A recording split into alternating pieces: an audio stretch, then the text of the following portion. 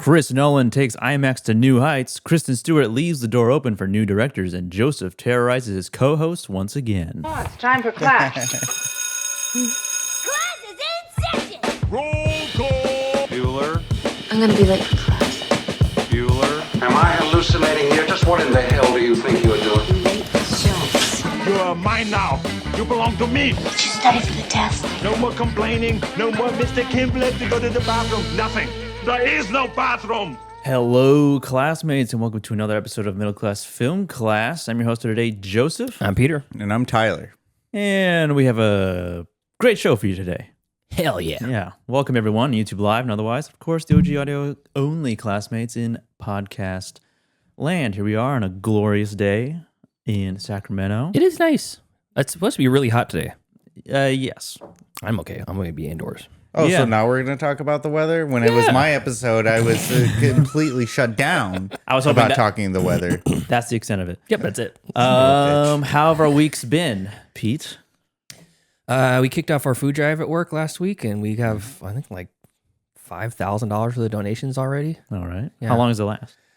Till the end of June. Okay. Yeah, so if anybody wants to donate, hit me up, send us a message on the pod, send us an email, mcfcpodcast@gmail.com. I can tell you how to donate. Yeah, he's trying to get to $70,000. $70,000 donated. And that's after our corporate match, because the company I work for is matching. Maybe the CEO 50%. of YouTube can, kind of give us And you a said you would nudge. shave your head. If we hit 70,000, I'm going to shave my head for all the people in our company I think you should on shave. camera. I think you should just shave your head anyway. Why?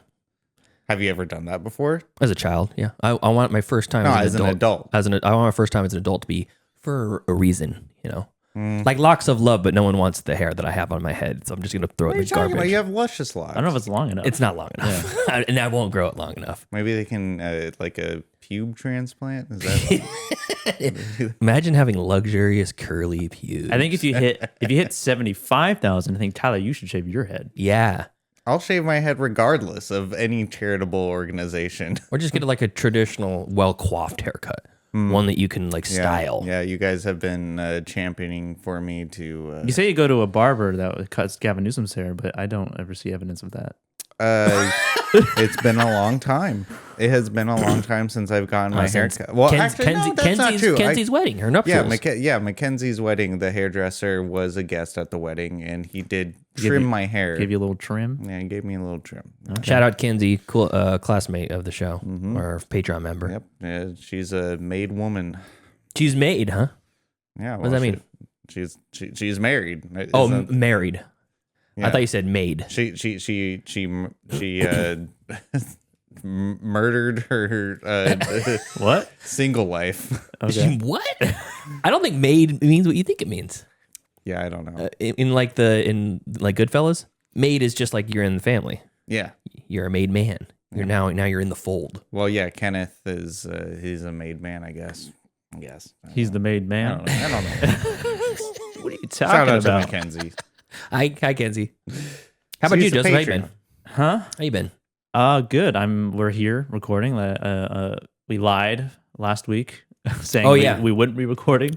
You were gonna Yeah. be you were gonna be camping on the coast. It's gonna be off the I was gonna be in Lake Tahoe. Oh, Tahoe. I was gonna be in Yeah, why the aren't coast. you in Lake Tahoe now? Well, it was gonna be about freezing temperatures Freezing at night. in May? Yes, in Tahoe. It's still can snow up there around this time. Really? But yeah, I wasn't ready to. I was not prepared to deal with freezing temperatures while trying to sleep. But you're so rich. You don't have the proper supplies? No, I borrowed Pete's tent. Yeah.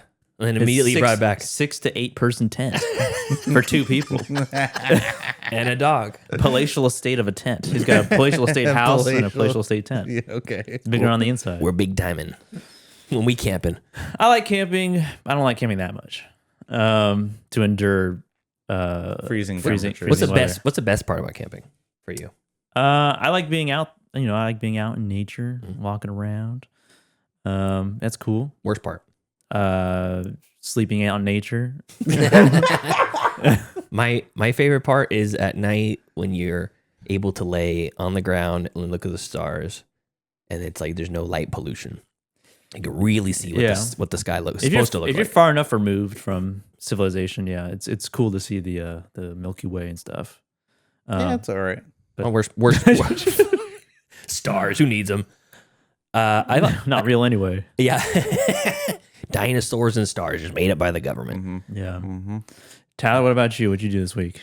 I have been a little bit anxious because due to 47's tariff policies, my work has been a little bit slow. I've been a little bit on edge. I was gonna say, are you taking like every other day off at this point?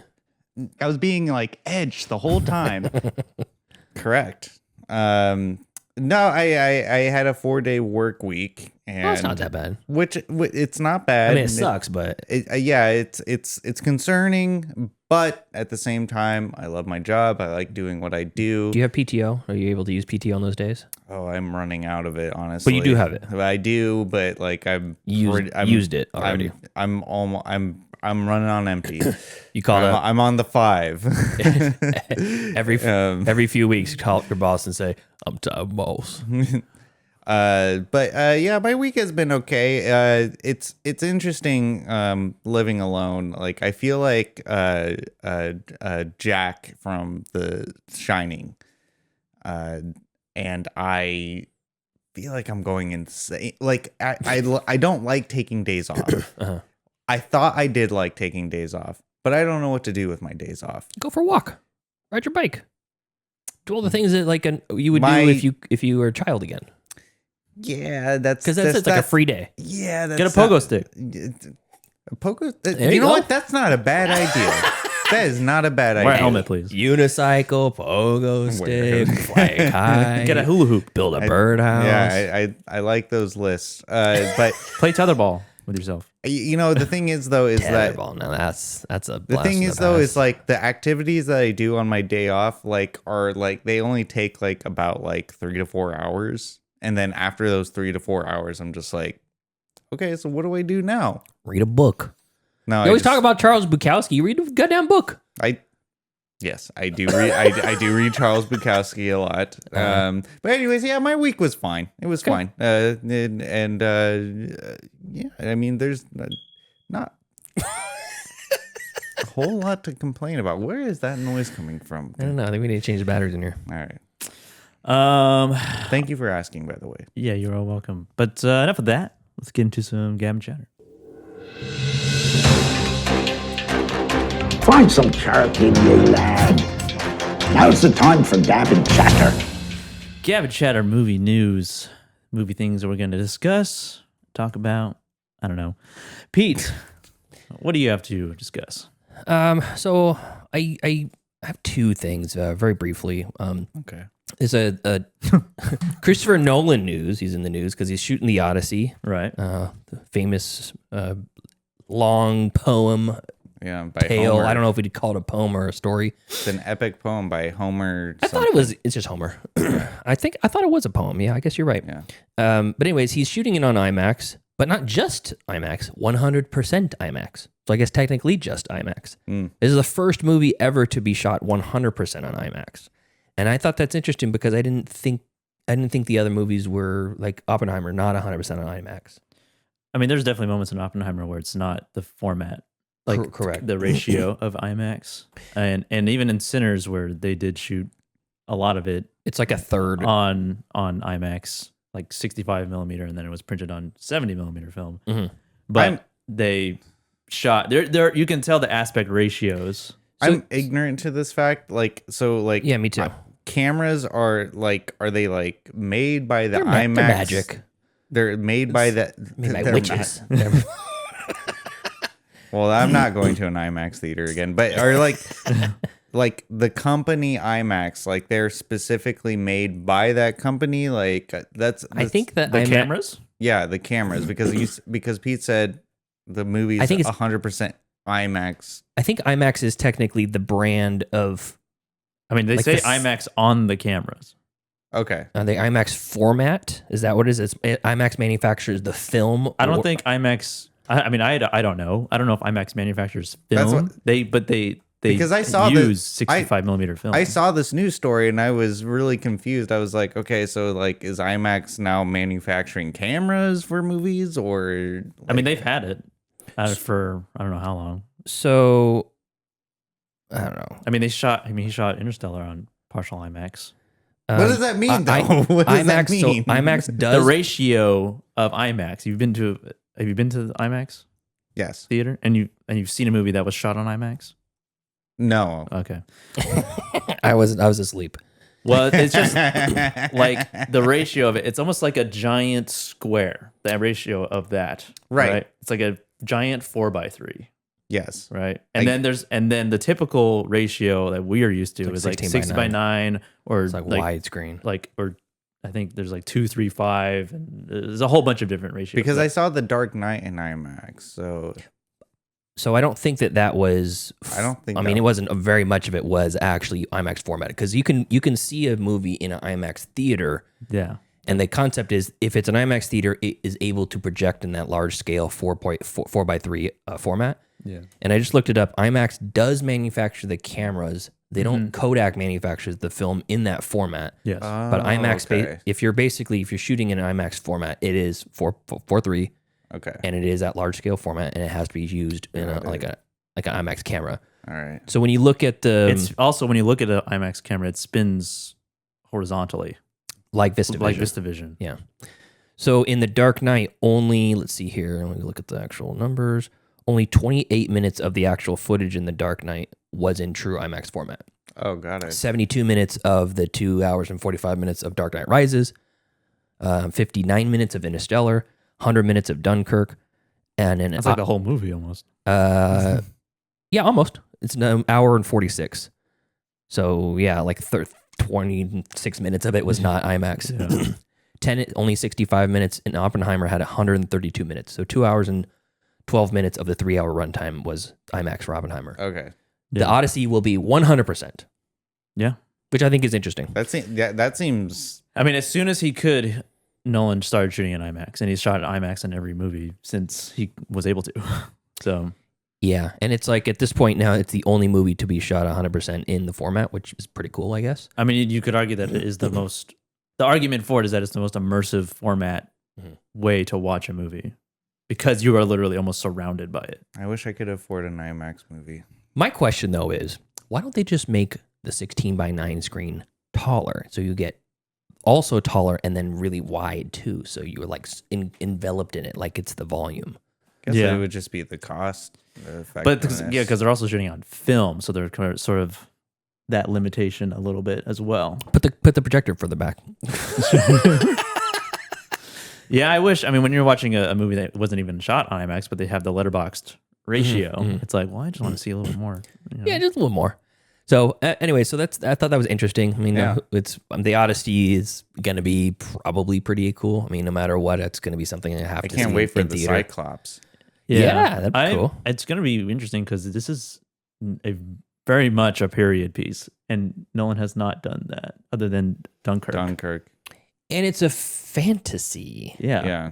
It's a fantasy. Which is it's a parable. Yeah, You which know? is really crazy. He's dipping in his toes into the Zack Snyder realm, where he's talking like a 300 is just a story being told by Leonidas, or not Leonidas, By Frank Miller. by Faramir. Faramir. What the fuck is his name? Heraclides or something like that. No, by Frank Miller, because he's the one who wrote the story. In the story, the character is telling the that's- story okay. to the other guys about the 300 who already fell. When you go to an IMAX movie, you think like only like high quality movies can be shown here, right? Yeah. That's just a huge screen. Yeah. Especially the one in SAC. Especially. But we screened a short film there, and it was Oh, cool. blown up to that size, and we watched it, and I was like, oh, it had no loss of quality, really. Really? Yeah. Interesting. And there was some. That's cool. It was really cool to see it that big. And what was the short film? It was the one we made back in 2023. It's called Raven's Landing. Yeah. Raven's Landing. Tyler in the chat, Chris Geiger says, "Hit me up, Tyler. I'll take you on a date to an IMAX movie. I'll wine and dine you."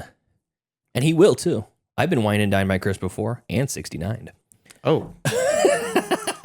Well, I I don't know how I would get in contact, but He lives here in town. Oh, he does? Yeah. Remember he dropped off the Crybaby VHS tape for right. me. Yeah.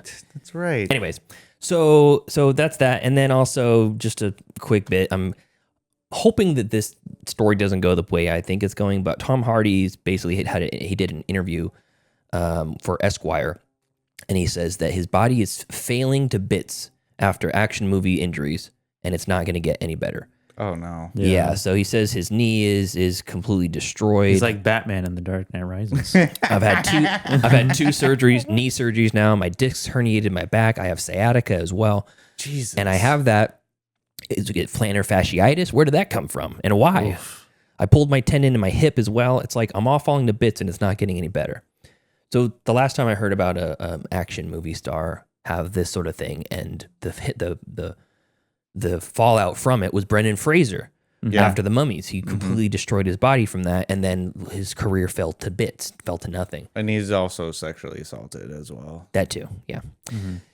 So, anyways, I really hope that he gets better. I hope that we don't have the. He just said he's not getting better. Well, that's him. He's not a fucking scientist or whatever the thing is. A that medical make you better. professional. Yeah, he's not a witch doctor. So, anyways, yeah.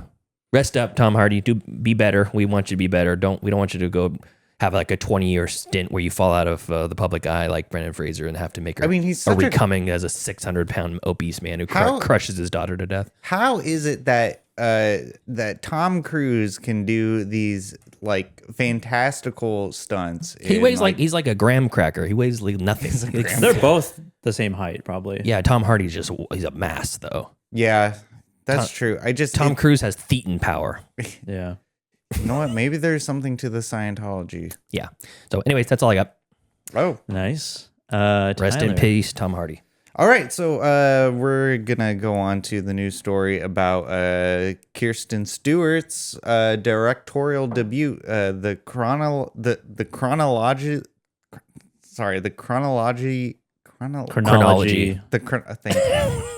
The chronology of water. First, the shape of water. Now, the chronology. Yeah, now it's the chronology. I want to know the next one's the smell of water. The smell of water. The wetness of water. Is water wet? Okay, well, this comes from Variety.com. Kristen Stewart says it's a bullshit fallacy that you need experience to direct. It's a real male perspective, and anyone can make a movie if they have something to say. Now, just right off the bat, I love her just brashness of just calling it out like it is. That if you want to make a movie, you can make it. Sure. Like, and I think that Neil Breen proved that time and time again. You want to make a movie? Just do it. Yeah. So Kristen Stewart's speaking out against the barriers that exist when it comes to directing films, calling it a bullshit fallacy. Now, I'm not going to beat around the bush and, lie or be facetious about my attitude towards that first statement, because I'm thinking to myself, well, Kristen Stewart, like, you're a multimillionaire. Like, of course, there's not going to be barriers. And so... You were in Twilight. Exactly. And people love you. Yeah. And so I was thinking to myself, I was like, oh, shut up. Like, like you have the money to fund a movie your own self. However... I pulled myself back because she is living in LA. It's a very high cost of living. And you just said she was a multimillionaire. to be honest, like, yeah, she's a multimillionaire, but she's probably just getting by. And so I think she's probably doing just fine. Yeah, well, she's doing fine, but she's getting by. You see that haircut? That's like $1,000 haircut she got. You think so? I don't know. She. I like when somebody insults someone and they call it a $10 haircut. I heard that somebody. Oh, I'm going to listen to the guy with the $10 haircut. It's like Job from Arrested Development. Yeah. Oh, God. I'm wearing the $5,000 suit. And then it just keeps going up more and more. Yeah, love it. You're going to talk to a guy in a $100,000 suit like that? Well, she's calling it a bullshit fallacy that you need experience or technical adeptness in order to do the job, because this is... You just got to be connected. For free. Yeah. True. And Hollywood her, connection. Her film was at the Cannes Film Festival. It's her Canes. Brought to you by Canes Chicken. Yeah. Whatever it's called. Raising Cane. Raising Cane's Chicken Film Festival. They're stealing babies. So it's her directorial debut, and so she was very passionate about her being a first-time director. And before the premiere, Stewart participated in a fireside chat, which I would imagine that they're at like some fire pit with interviewers, maybe. I don't know. Is that the name of something? It just says it just says fireside chat for the nonprofit Breaking Through the Lens, moderated by Variety's conversation. Moderated by Variety's Angelique Jackson, alongside this is a really cool one because I didn't know this when I was reading the article. Here we go. Sonic Youth legend Kim Gordon is in the movie. I thought that was really cool. I'm I didn't not even a fan of Sonic Youth. Well, then fine. I don't like how they treated Nardwuar. Yeah, anybody who's mean to Nardwuar can fuck off. You're saying that Nardwuar is a national treasure of all countries, even though he's from Canada. I mean, he has kind of a little bit of No, he's untouchable. He's perfect. He has a shtick that could annoy people, He's especially tiny, for touring musicians. Tiny, blameless angel. He's like the Mr. Rogers of music. I love Nardwuar. Don't get me wrong. I think that he's an angel. Doot doot doot doot. Nardwuar. Nardwuar. That song is so catchy too. I'm on the streets. Yeah, that's right. But what's the story? Well, so the story is that she's saying that she's basically giving inspiration to people who have a fear of getting into filmmaking but think that they can't do it. And she's basically saying it's a bullshit fallacy that from a male she's saying it's from a male perspective, like that this is of course the film industry is a male dominated industry, but I almost said it like you do, Pete. Kirsten Stewart. Kristen Stewart. Yeah. It's Kristen Stewart. Kristen Stewart. I say Kristen, but I say Stewart. Stewart, yeah. I don't know why that had but anyways, Kristen Stewart is basically just kind of like debunking the myth that if you have something to say on film that you can do it. Like it's just the fallacy of you having to have this technical expertise and like this knowledge to make a movie is bullshit. And I tend to agree with that because I'm sorry, I have to be the contrarian because that her take is completely tone deaf to most human beings. Sure. Unless you like, if I wanted to make a movie on my own and I didn't know Joseph, I would have no idea where to start. Like I can talk to Joseph and friends of Joseph and people who have made short films and done all these things. It's like, but I would have to know these people to be able to get the knowledge to it or attend film school and beg, borrow, and steal for people to go do these things. For Kristen Stewart, she could just talk to literally anybody she's been on set with and be like, hey, I'm Kristen Stewart. Can I direct a movie?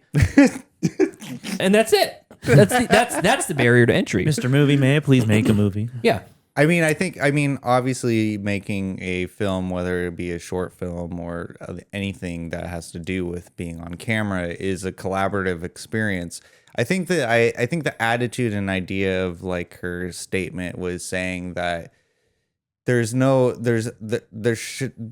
barrier to it.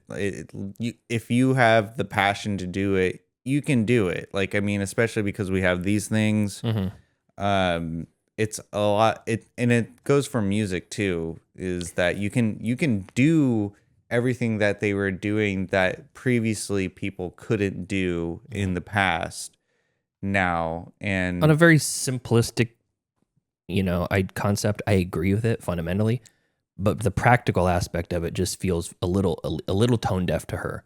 Coming from her. And I agree with that. An outsider that makes a movie that blows up, like Sean Baker started and just was making nothing. Yeah, I was actually literally thinking about. Oh, really? Sean Baker's like his rise from shooting on iPhones to winning 4 Oscars for one movie. Mm-hmm. Yeah, and it's that in itself is a success story, and showing what you can do with like what indie movie is, or indie movie making is. And what do you think, Joseph? Like, you're in the industry, so like, what she's saying, it's is like, obviously it's very agreeable to say that, like, there shouldn't be barriers for anybody because it's kind of a surface level take. Yeah. Obviously it sounds like she's coming from a good place, but is just unaware that like she has a privilege to just do that. That's what I'm saying. It feels the lack of privilege or The message is self-awareness. not wrong. It's just, I don't know. It's The just, message isn't wrong. just coming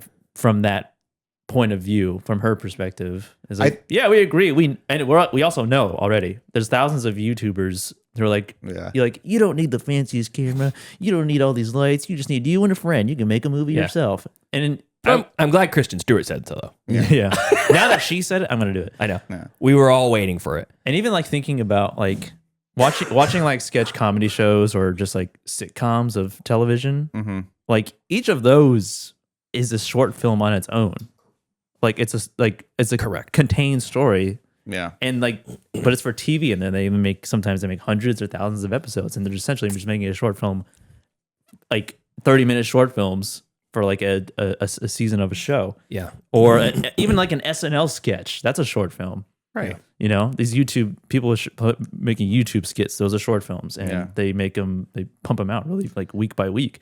So the access is there to people, and especially now. You know, thinking about her statement on this the fire pit, whatever interview that she was a part of, I think she was riding the high of her directorial debut. I think that was she was like, is it the chronology of what? That's her directorial debut? The chronology of water is her directorial debut. The chronological accounts of water, like it's a bold and radical story about a swimmer's rise to the surface. Mm-hmm. Okay. And she wanted to star in it too, but she said that she didn't. But she said that she didn't think that she would fit the role of the main character, and so she got main character's not brooding. It was I can't remember. It was like Imogen Poots. Yes, Lutz. Poots. Imogen Poots. Poots. Yeah, I was thinking Lutz. Brianna loves her for two reasons. And why is that? Last name Poots. The name Imogen Poots. Okay. And she loves her. She's great. She's in love with her. That's it. That's the two reasons. That's the two reasons. She loves her and Poots. I mean, the access to movie making, like you said, Tyler. You have phones, access to phones. There's free editing software. DaVinci is a free editing software. Is it really? I didn't know that. I mean, there is a paid version, but that you get access to a little bit more stuff. But there is a free version. I mean, you can absolutely make something out of that. I mean, iMovie comes with. I mean, I Bruce, guess Bruce in the chat says the chronology: water, ocean, cloud, rain, river, ocean. 100% accurate. Yeah. That's awesome. And then Angry Otters in the chat, Michael says, film is hard and film is expensive. Unless you've made one, even a short film, you just don't understand what all goes into the process. 100%. Yeah. And I'm not... And Michael knows. Yeah, because he has a film. He's made a film. Yeah. I mean, I think it's just I guess her high of her directorial debut is contagious, because like she's like, anyone can do it, and like for myself being a very weak-willed person, I'm like, hell yeah, like yeah, I can make a movie. That's good. So, it's inspiring, but it's still like it's still inspiring. Like it's still like. But but once you get into like the nitty and gritty of it, it's like there's a lot more to it. There's a lot more to it. It's hard, but a lot of things are hard. And everything's relative. So. And we don't have access to millions of dollars. And you don't even need millions of dollars. Well, no, of course not. But I'm talking about in Kristen Stewart's case, like she probably like saw some inspirational video and thought to herself, I'm gonna be inspired to write something. And so she gets on the typewriter and she types a few pages, and then she contacts her agent. Hey, see, I got a pages. Yeah. I want to make a movie, see? She talks like that. And I know that personally. On the paper, making a movie can be expensive because you got to pay, you got to rent things, you buy things, you got to pay for crew and catering and all that stuff. But if you have a passionate group of people around you, you'll like do it for really cheap. Do it for less than $1,000, and you can make a pretty compelling short. I mean, I guess to put a bow on this news story is that I'm glad that because she's a pretty big voice for young people, and for her to say that, you know what, you can do it. Like, just do it. Just do and what I it, did. It could be the ignition, starting fire for someone else, and I appreciate that. And I can't wait to see the chronological of water, Sounds like a children's story. water, For rivers, like science class or something. just like Yeah. Bruce said, water, oceans, rivers. No, it goes ocean, evaporates into the cloud, rains down, turns into a river, flows back to the ocean, back up again. That's the chronology The of water. cycle. But of where water. does creeks come in? Creek's just a river. It's a Small river. Oh, it's just a small river. What's a pond? A small lake. I do like ponds. A lake? Small lake. Big pond. Yeah, big pond. Yeah. Then why do they say across the pond when that's an ocean? It's cheeky. Yeah, Just like it's Brit bongs. Yeah. Anyways, that's all I have for this week. Cool. Before you do your segment, which I know is going to be fun and debilitate or degrading for both of us, I was trying to look up the Debilitating. yeah. It's gonna take a lot of. I was trying to find the budget for the chronology of water, and this is why AI sucks, assholes. Why? Because I looked it up. It said chronology of water budget, and it gives you the plot of the movie. It tells you about the production. Is it made? Yeah, it's just released it. Yeah. Oh, it's, is it? it's at Canes. Yeah, she just they just premiered at a con. Oh wait, it's called Cons. Con or can. Con. No, Yeah, S. the S is It's silent. French, so they just add letters that you don't say. Yeah, just like when we were talking about the French Connection, you said Marseilles for the city. It's Marseille. So, anyways, it gives you all the accurate information about it: who directed the movie, what the process is, what the plot is, the production, and then it says the film's budget is estimated to be $250 million. Jesus. And I'm like, that's not right. That is not right. I clicked on the link and it's Avatar: The Way of Water. So again, AI sucks dickholes. Yeah, fuck AI. It does. Yeah. All right. All right. So last week we did a trivia game, aggressive edition. Yeah. What do you guys think about that? Oh, I was sore afterwards. I You would- guys have fun? I mean, I was in. That was good. I had fun. I watched it again. fun. I watched it again, and I was in tears. That was good. Very it's good. so funny. It's Okay. so funny the way that you insult us. I'm glad you. Strange that I want you to insult me right now. I'm glad you had fun, and I won't insult you. There is no racial bigotry here. So we're gonna do trivia again. Oh, okay. We're back with trivia, but it's a little different this time. Okay. A little different, a little different spin on it. So welcome to MCFC Trivia Hell yeah. Unfair Edition. Oh, sweet. Okay. Unfair edition. This is not hostile. This is unfair. It's gonna be not hostile. unfair. It's All right. All right. And this time I am going to go alternate. We're going to do turn based. All right. Turn. And how we're going to determine who goes first, I'm thinking of a number in my head. Okay. Okay. And whoever guesses it or close to it without going over goes first. Without going over? Yes. What are the limits? Between 1 and 1 billion. No, just kidding. Okay. 1 and 100. 1 in 100. Okay. Can we? Well, I don't want to say my answer because then Tyler would just guess one above me. So we're gonna say it at the same time. We'll go. Okay, how am I supposed to keep track of that? We'll go 1, 2, 3, and then say the word. Okay, Tyler. All right. Okay. Wait. Let me think of my number. Okay. We're gonna go 1, 2, 3, and then say it. Yeah. On 4, we say Yeah. it. Okay. 1, 1, 2, 3, 3. 33. 38. 30. You said 38. Yeah. I said 33. The answer was 36. Oh shit! Wow. How is it we get that close? Why are we all in our 30s? Because we're in our 30s. Okay, so I Wait, you said 33? Yeah. You said his age, he 38. said your age. Yeah, exactly. We did. That's so funny. So I get to go first. Pete goes first. Okay. Is it good to go first? I guess we'll find out. Shit. Okay. All right. MCFC Trivia Unfair Edition. Okay. First question. All right. Oh, jeez. Question 1. In 1975, Jaws was released to the theaters, Okay. starring Richard Dreyfuss and Roy Scheider. Okay. Filmed in Martha's Vineyard, Massachusetts, and it takes place in a fictional town. Who is the director? Oh, God, tough one. Let's see here. Director. And I should say this. Please let me finish the question before you answer. Okay. Even if you know it right away. Okay. I'm gonna say Steven Spielberg. Steven Spielberg, director of Jaws, 1975. Are Are you sure? Yes, I'm sure. That is correct. All right. For 50 points. 50 points. Okay, on the 50 board. points. I can see where this is going already. Next question. All right. Tyler, Yes. who directed the movie that I'm thinking of right now? I have a guess after Tyler guesses. Hold on, the movie that you're thinking of, who directed it? There is a right answer. Robert Eggers. I guess Danny Villeneuve. That answer is incorrect. Bruce also guessed Denny too. It was Akira Kurosawa. Oh, okay. What was the movie? Kurosawa. Seven Samurai. Oh, okay. I was way off. Yeah.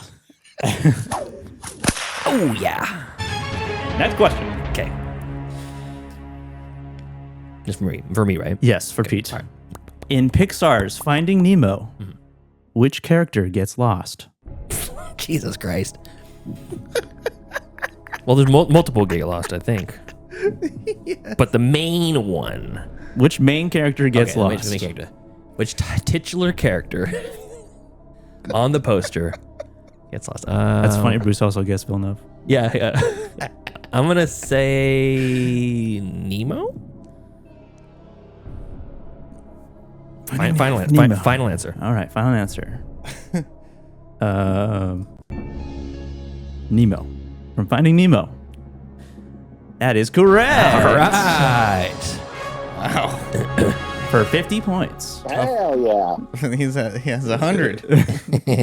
Okay. Tyler. All right. Next question. Okay. Name a film that was nominated for Best Song at the Oscars and Worst Song of the Razzies, where both nominations were for the same song. Ooh. Extra points if you can name both movies that accomplished this. Oh, so there's two movies that won Yes. best song and Razzie for best worst song? Yes. Song and worst song. They were nominated. Nominated. Yes. Tyler. Oh, geez. Oscar music is my blind spot. That's a good one. That's a good trivia. I know Joker 2 did not get anything. Shark bait. I mean, I gotta pass. I need an answer. I sincerely You can't don't. just think of any song. Just Around the Riverbed. Just Around the Riverbed, huh? From Pocahontas. Pocahontas. You think that was nominated for a Razzie and also nominated for an Oscar? You said to give you an answer. I was just giving you an answer. And that's what you chose? Yeah. That answer is Yeah, incorrect. incorrect. Pete, you can steal. I was thinking exactly what the chat said was Cats, but the song, I don't know the song, so I'm just going to say Cats. Cats, huh? That was my one of my guesses. That should be 25 points then. Yeah. That is wrong. What? I'm just going to tell you. Yeah, please. The answer was Con Air for How Do I Live Without You? Oh, And wow. Armageddon for Don't Want to Miss a Thing. Oh, great trivia. Really? That one was a Razzie? They're nominated for both. It's not that bad. Best Song and Worst Song at the Razzies. Who directed Con Air? Bruckheimer? Yeah, I thought it was Bruckheimer. Frankenheimer. You would think so. He It's produced. Simon West. Oh. I thought it was either Michael Bay or Jerry Bruckheimer, but it's Oh, okay. Simon West. Oh. Okay. Next question. Pete. Yes. Actually, should I go back to Tyler since I went? I don't know. No, that's okay. Whatever. Okay. I want a hard one. You want a hard one? Okay, then Tyler. You know what I'm saying? Because I didn't really want to. I wasn't really trying to frame it that you would only get the hard ones. Yeah, give me some tough ones. Okay. Because I'm winning right now. We'll even the score. Tyler. In Toy Story, Andy's toy collection comes to life when no one is looking. What is the cowboy's name? Oops. The Cowboys. Main character from Toy Story. I know Tom Hanks plays in that movie. Are you playing it up a bit? I can't tell. I can't, honestly can't tell. This is a bit. And he wears a cowboy hat. Well, dude, we just don't know. Is it Woody? Okay. Woody. The cowboy from Toy Story is named Woody.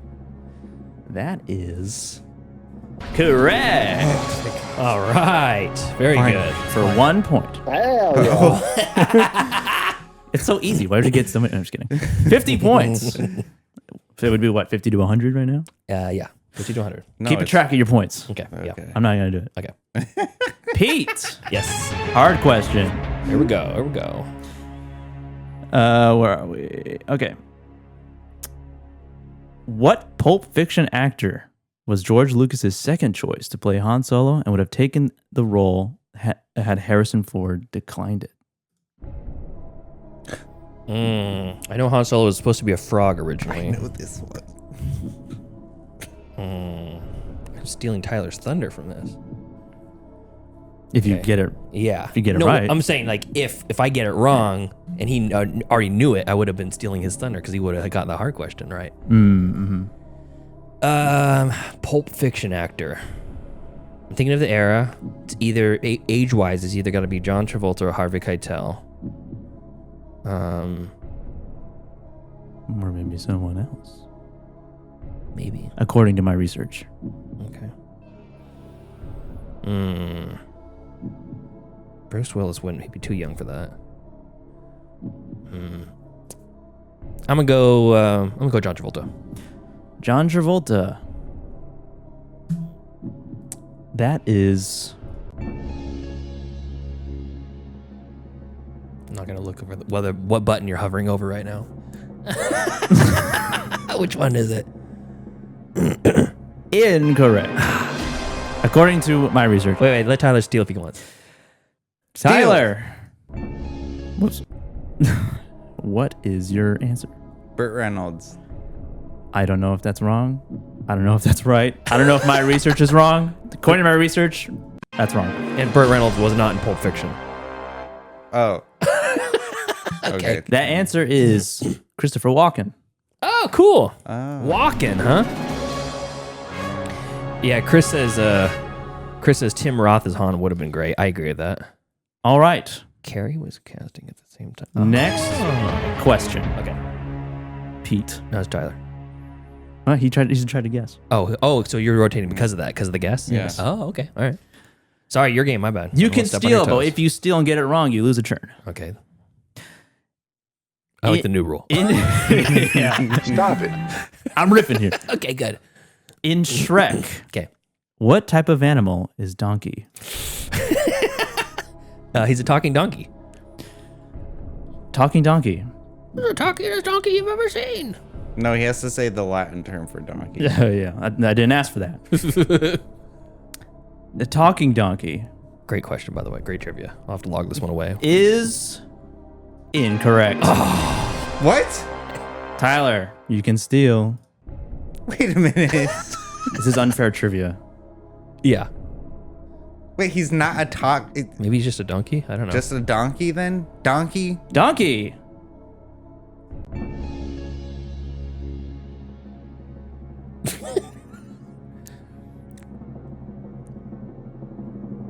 Final answer? Final answer. Yes, final answer. Donkey is correct. Wait, he's a talking donkey. A though. talking donkey is not a type of animal. Yes, it is. I mean, I'm looking for the Next question. genus, phylum, family, order. That's what I was thinking. Okay. Okay, where am I here? Pete, Okay. Yeah, hi. name a movie with exactly a 6.9 rating on IMDb. Any movie? Oh. Any movie with exactly a 6.9 rating on IMDb. Come There are on. several options. You got this, Pete. 6.9. Also known as a nice rating. Yeah. Nice. The perfect rating. I didn't think about that. Not too bad. Perfect Not rating. too good. Just right. It's like April 25th. Let's go. April 25th. It's, All I need it's is like light- it's like a light mid-movie jacket. rating. 8. I'll say this. 6.9. Okay. 2 of these you've definitely seen, and one of them we talked about on the show. Okay. American Psycho. You think American Psycho has 6.9 rating? I don't know.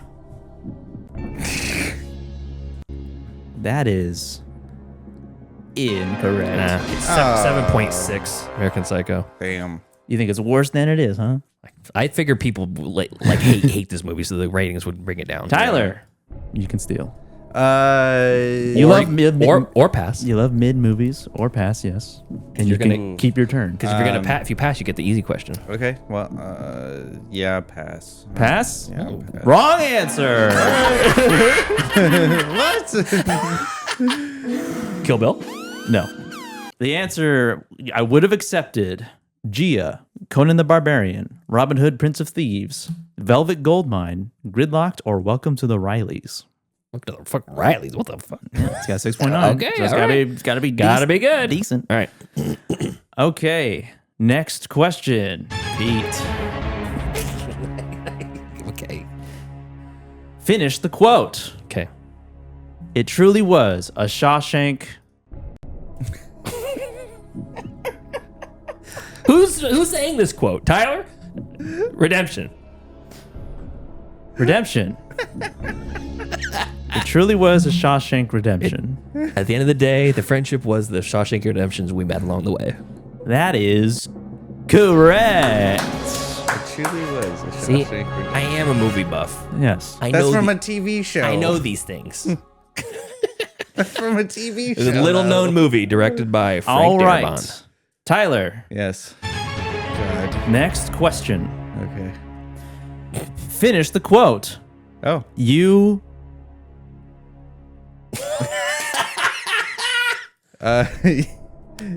You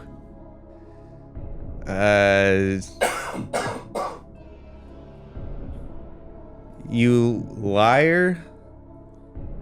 final answer? Yeah. You liar. Yeah. That is incorrect. Well, what were you Can I thinking guess? of? Pete.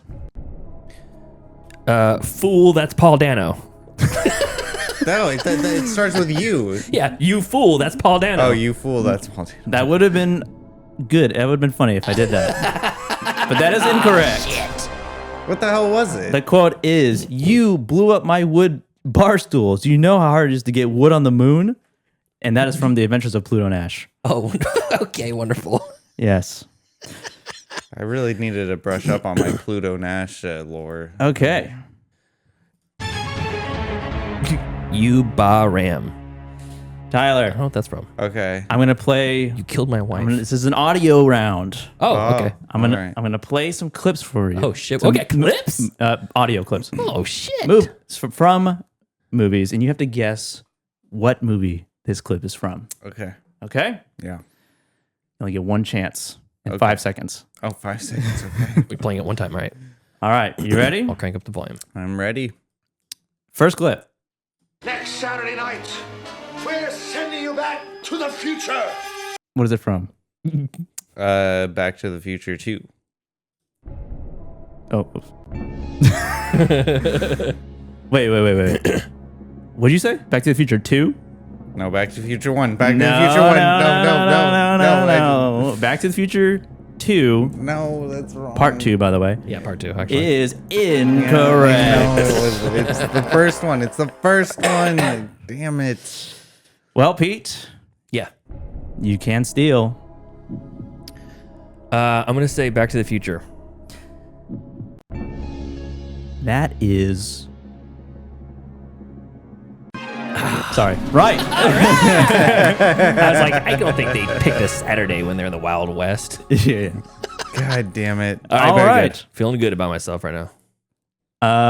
Tyler. Yes. This is the same thing. Yes. Guess the movie. All right. After this. Guess this movie. Ready? Yes.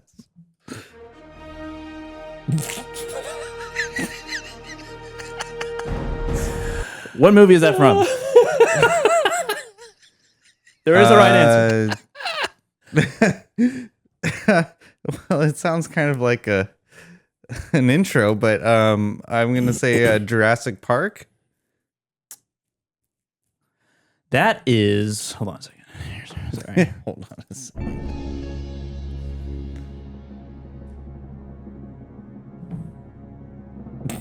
Would you say Jurassic Park? Yes, I said Yes, Jurassic Park. Incorrect. What? Pete, you can steal. I want to steal. I want to guess the clip. Okay, I guess I'm guessing it anyways. Yeah, you are. That's what I'm asking. Guess the movie. Fucking Miami Vice. Miami Vice At least I know that's Universal. is incorrect. But the answer was Oppenheimer. Oh, okay. Next They ask you how you are, clip. you just have to say Tyler. when you're not really. Okay. Guess the movie that this sound is from. All right. The Fellowship of the Ring. And I can't. Oh, okay. We got a lot more of these clips apparently. You've been looking at the board, so let's get to it. Hurry up. 5 seconds. Jesus Christ. 5, 4, 3, 2, 1. Lord of the Rings. Fellowship of the Ring. Sorry. That is correct.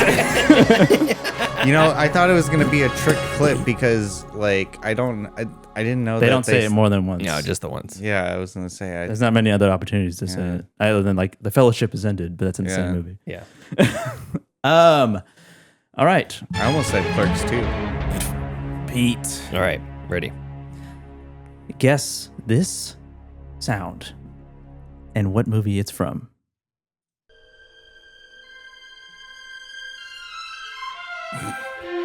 Son of a bitch.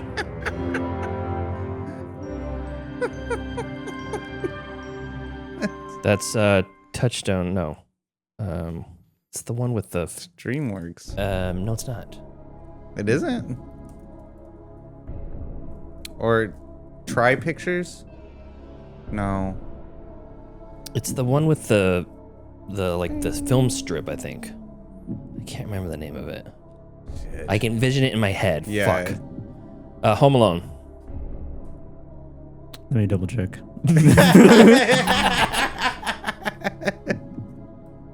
Not Touchstone. It's the fucking other one. Let me Google that. Miramax? No, it's not Miramax.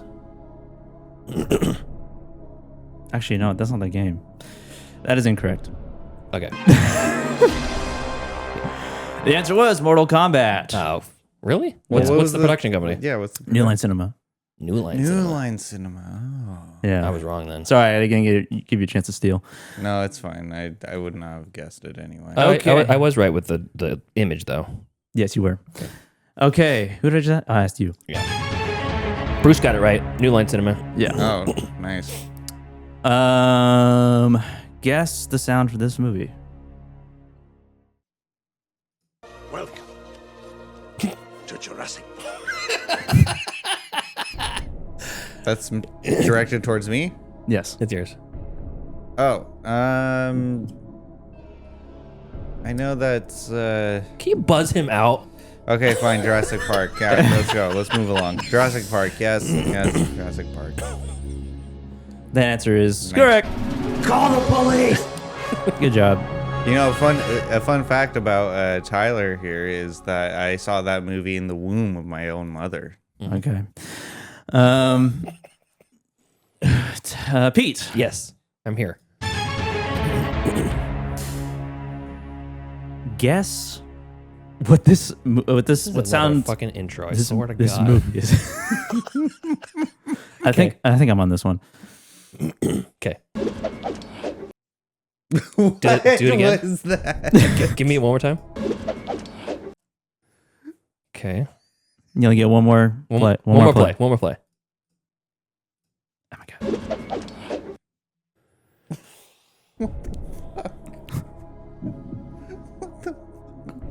Tyler, do you know? I feel like you should know. Yeah, I do. Do you? Yeah. Okay. I'm gonna say Big Trouble in Little China. Big Trouble in Little China, huh? Not a bad guess, Thank you. but it wrong. is incorrect. Tyler, you could steal. Indiana Jones Then you need to be more specific. and the Raiders of the Lost Ark. That is correct. Good job. Very good. What part of the movie is that, Tyler? I think he knows exactly what part of the It's movie in the is. beginning of the movie where he does the whip thing to And get just over swing over? to swing over. No, that's actually wrong. What? Damn. No You actually points. Lose points now. Damn it. It was when he's gonna duel the guy with the sword and he shoots him instead. Oh yeah, I love that. I love that scene so goddamn much. Is that way him spinning the Yes. sword? I thought it was nunchucks. All right. Okay. Thought it was a whip. Next sound. That's not a whip. Yeah, it's a sword. That's a knife. Guess the movie that the sound is from. Suicide Squad. I'm gonna say Suicide Squad. David Ayer. Final answer, Alec. That is Alec. correct. Thank you.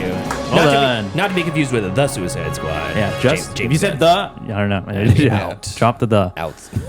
Okay. Tyler, guess this sound. Okay. 估唔到火雲邪神間接打動個人毒異物，將個潛能逼晒出嚟。其實我哋應該一早就估到。 Okay. And translate it. What are they saying in this scene? What are they saying in the scene? No, I'm just kidding. Oh, You could repeat exactly what they said in Mandarin. yeah. Guarantee won't be offensive. 10. Yeah. 9. Probably. You could pass if you want. Oh, 8. 7. Parasite. 6. That's it? That's a guess? Yeah. Parasite. That is incorrect. Yeah, I figured. Yeah. Beat. Isn't Parasite Korean? Yes. Yes. Yeah, that's what I thought. You can steal. Can I play the clip one more time, Alex? I wasn't paying attention. I think it's this one. Yeah, I think so. 估唔到火雲邪神間接打動個人毒異物，將個潛能逼晒出嚟。其實我哋應該一早就估到。 I mean, the obvious answer is Crouching Tiger, Hidden Dragon. That's what Bruce says. I think that's too obvious. Why is that the obvious choice? I don't know. It's the only It's Chinese Chi- foreign, it's Chi- foreign language It's Chinese. film you can think After of. all. There's also Hero. Nejatu. There's No, just kidding. You won't have access to that. Let me say.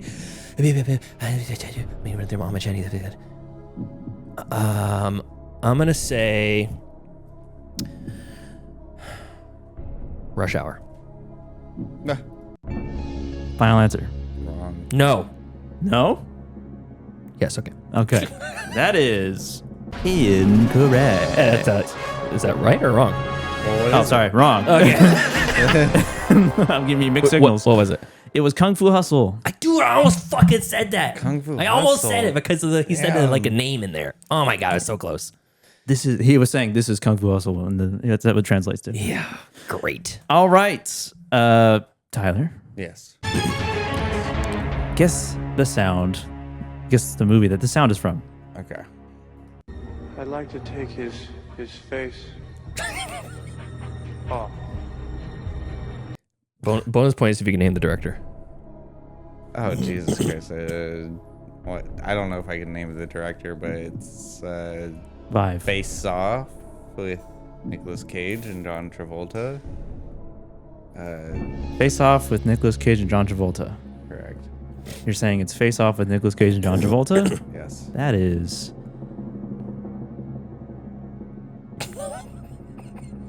Face Off with Nicolas Cage and John Travolta. Final answer.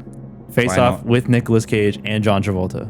Final answer. That full thing you just said. Yes. That is incorrect. It is. It's Face Off, Alex. Are you stealing? I'm stealing. Okay, that is Face Off. correct. What was I got Talking Donkey wrong because I added talking. You added with Nicolas Cage and John Travolta. that? John Woo, directed by John Woo. Oh, John Woo. I didn't know. He did. Unfair trivia. Yeah. John who? All right. Last clip. All right, let's clip. Tyler, Okay.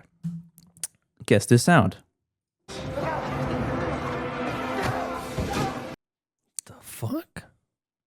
I feel like this is tailored to you. I can't even hear what that is. Do it one more time.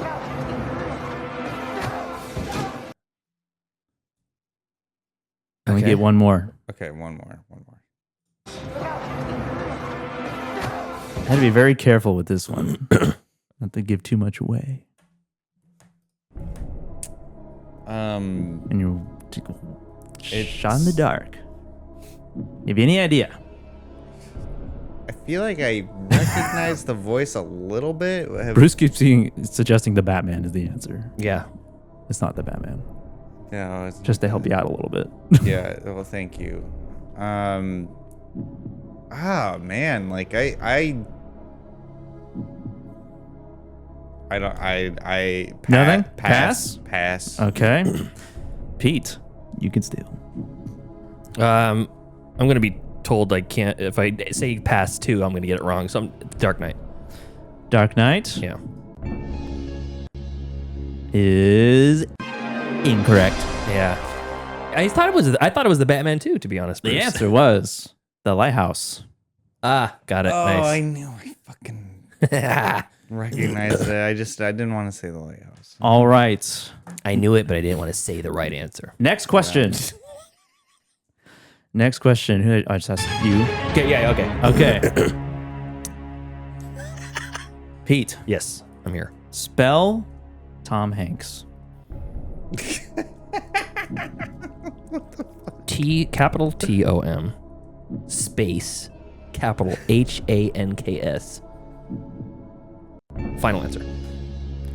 That is correct. Thank you. Tyler, for bonus points, how does Tom Hanks sign his name when he types a letter to somebody? Because he's a typewriter aficionado. How does he sign his name? Yeah, he signs his name in a very specific way each time. Types it on the typewriter. Yeah. I guess on a typewriter. I don't know. Like with a fountain pen. No, he types it out. But what does he do? So he's type the whole thing. Tom Hanks. I don't know.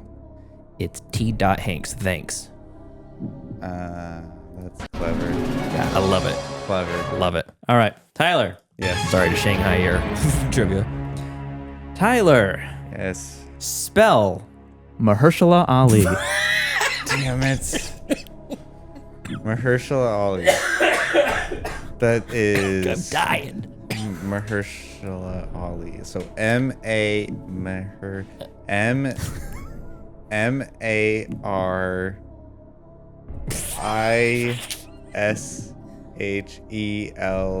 MARISHELA period What? space ALE or ALI.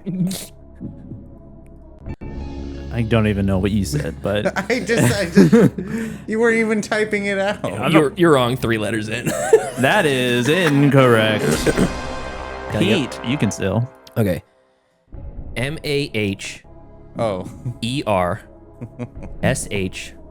MAHERSHELA space ALI. Let me just double check real quick. You didn't have it up? I could have spelled it correctly. That is. I'm curious about that E right there at the middle E. Herschella. Incorrect. Ah, bummer. You were right about that E being in the wrong place. Mahershala. Yes. Mahershala with an A. It's Mahershala Ali, even- like I- Muhammad. How many more questions you got? A few. Okay. It's like I have So several. if you're enjoying this, classmates, there's a whole trivia segment we did like a month long. Actually, took 2 months long. Yeah. Trivia bonus episodes, and one of the final rounds was a spelling round. It was spelling famous people's names. That was fucking infuriating. Okay. Tyler. Yes. Bitten by my own snake. Oh god. In James Cameron's historical fiction Titanic, Jack and Rose have a whirlwind romance that includes Rose asking Jack to draw him like one of his French girls. Mm-hmm. At what timestamp does that scene begin? Oh. Within the minute? Within the minute. Okay. At least. Let me Give me the hour, minute, and Yeah. for 500 extra points, The second. the seconds.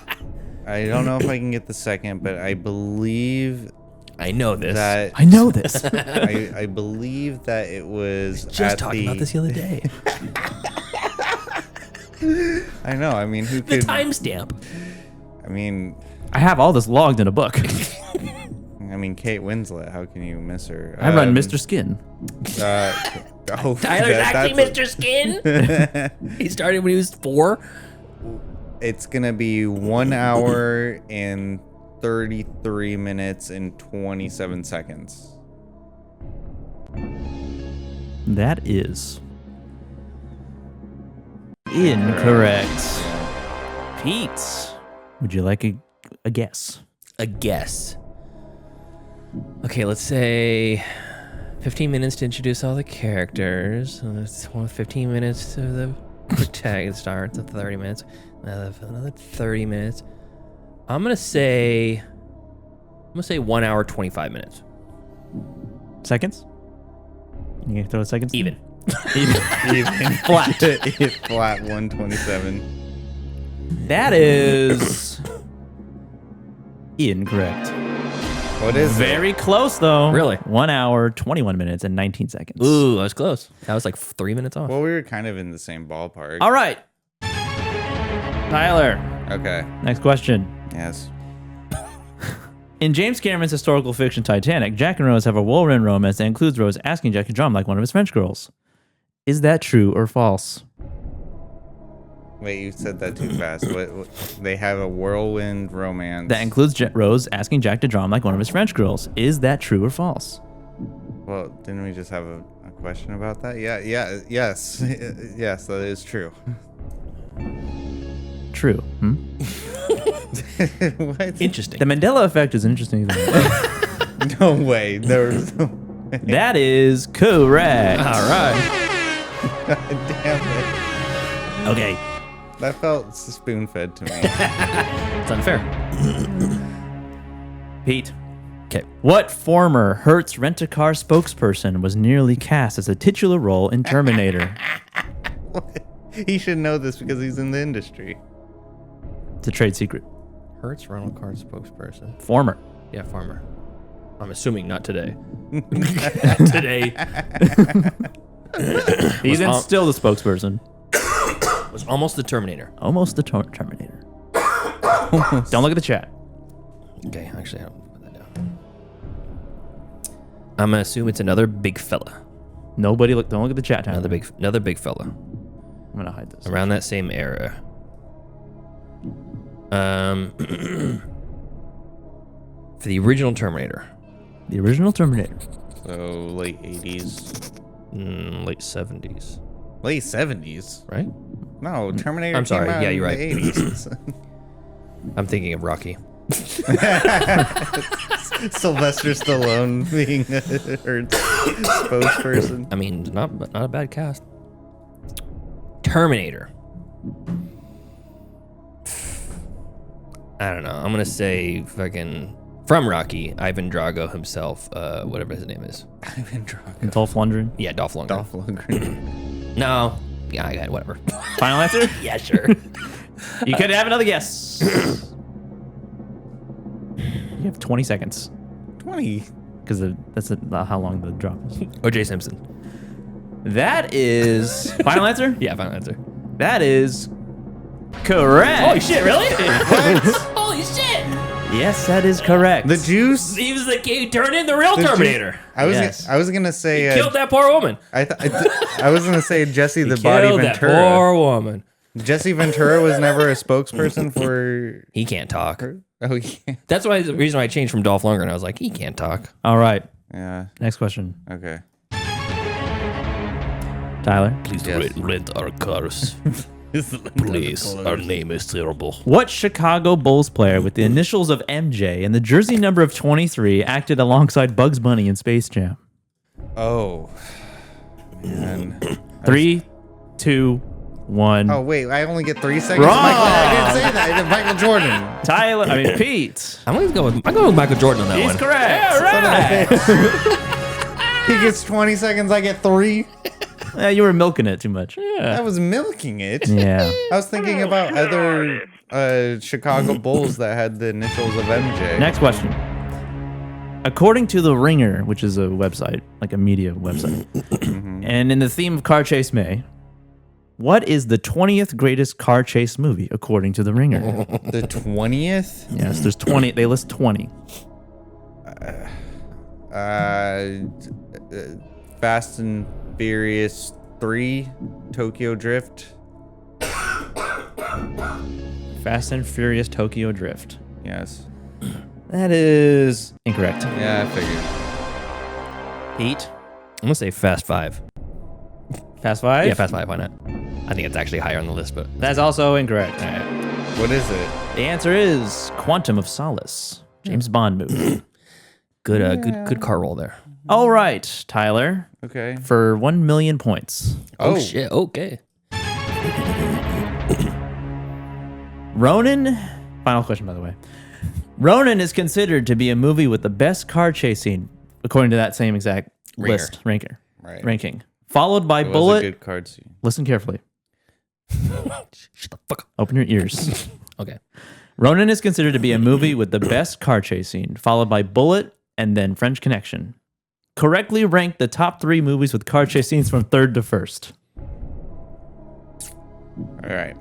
Are you listening? I believe that Ronin would be third, and French Connection would be second, and then the first would be the movie previously mentioned. Well, What's that? I only heard the 2 movies. I'm sorry. Wrong right away. Oh, well, that's fine. You were wrong right the first thing you said. French Okay. Connection, Bullet, Ronin. Pete, you can steal. Bullet. Yeah, God French damn, Connection, Bullet. French Connection, Bullet, Ronin. Okay. That is correct. He gets What? a million The wrong points. answer? Oh, sorry. Joseph can't handle his drops. I can't. I just really want you to be wrong. Yeah.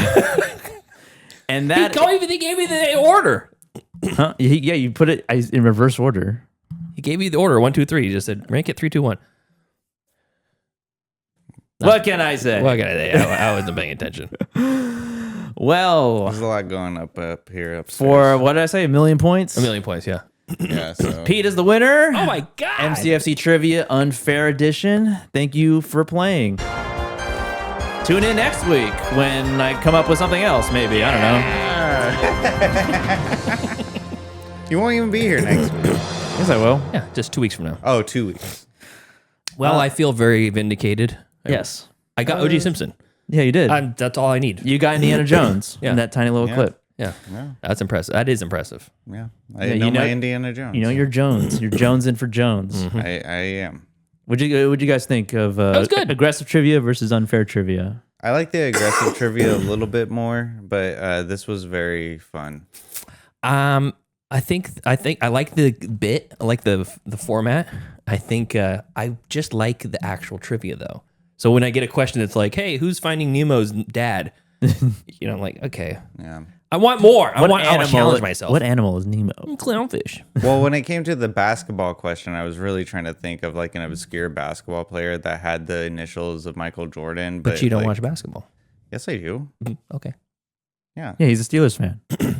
Name. Yeah, who's your basketball team? My basketball team. The Pittsburgh Steelers. Who's your basketball team? The Sixers. It shouldn't take you that long if you watch basketball. Shouldn't take you that long to pick a team. Not trying to. Pick a team. Yeah, Who's your team? the Kings, Okay. obviously. Name 2 players on the Kings right now. I have no idea. Okay, you don't watch basketball. It's not a problem. You don't have to lie I about can it. watch basketball, but not know the players. I like the game. What's the last game you watched?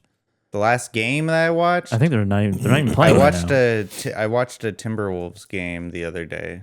It was pretty cool. The other day. The Kings aren't even playing right now. Well, yeah, no, the Kings aren't playing. It's okay. I'm just.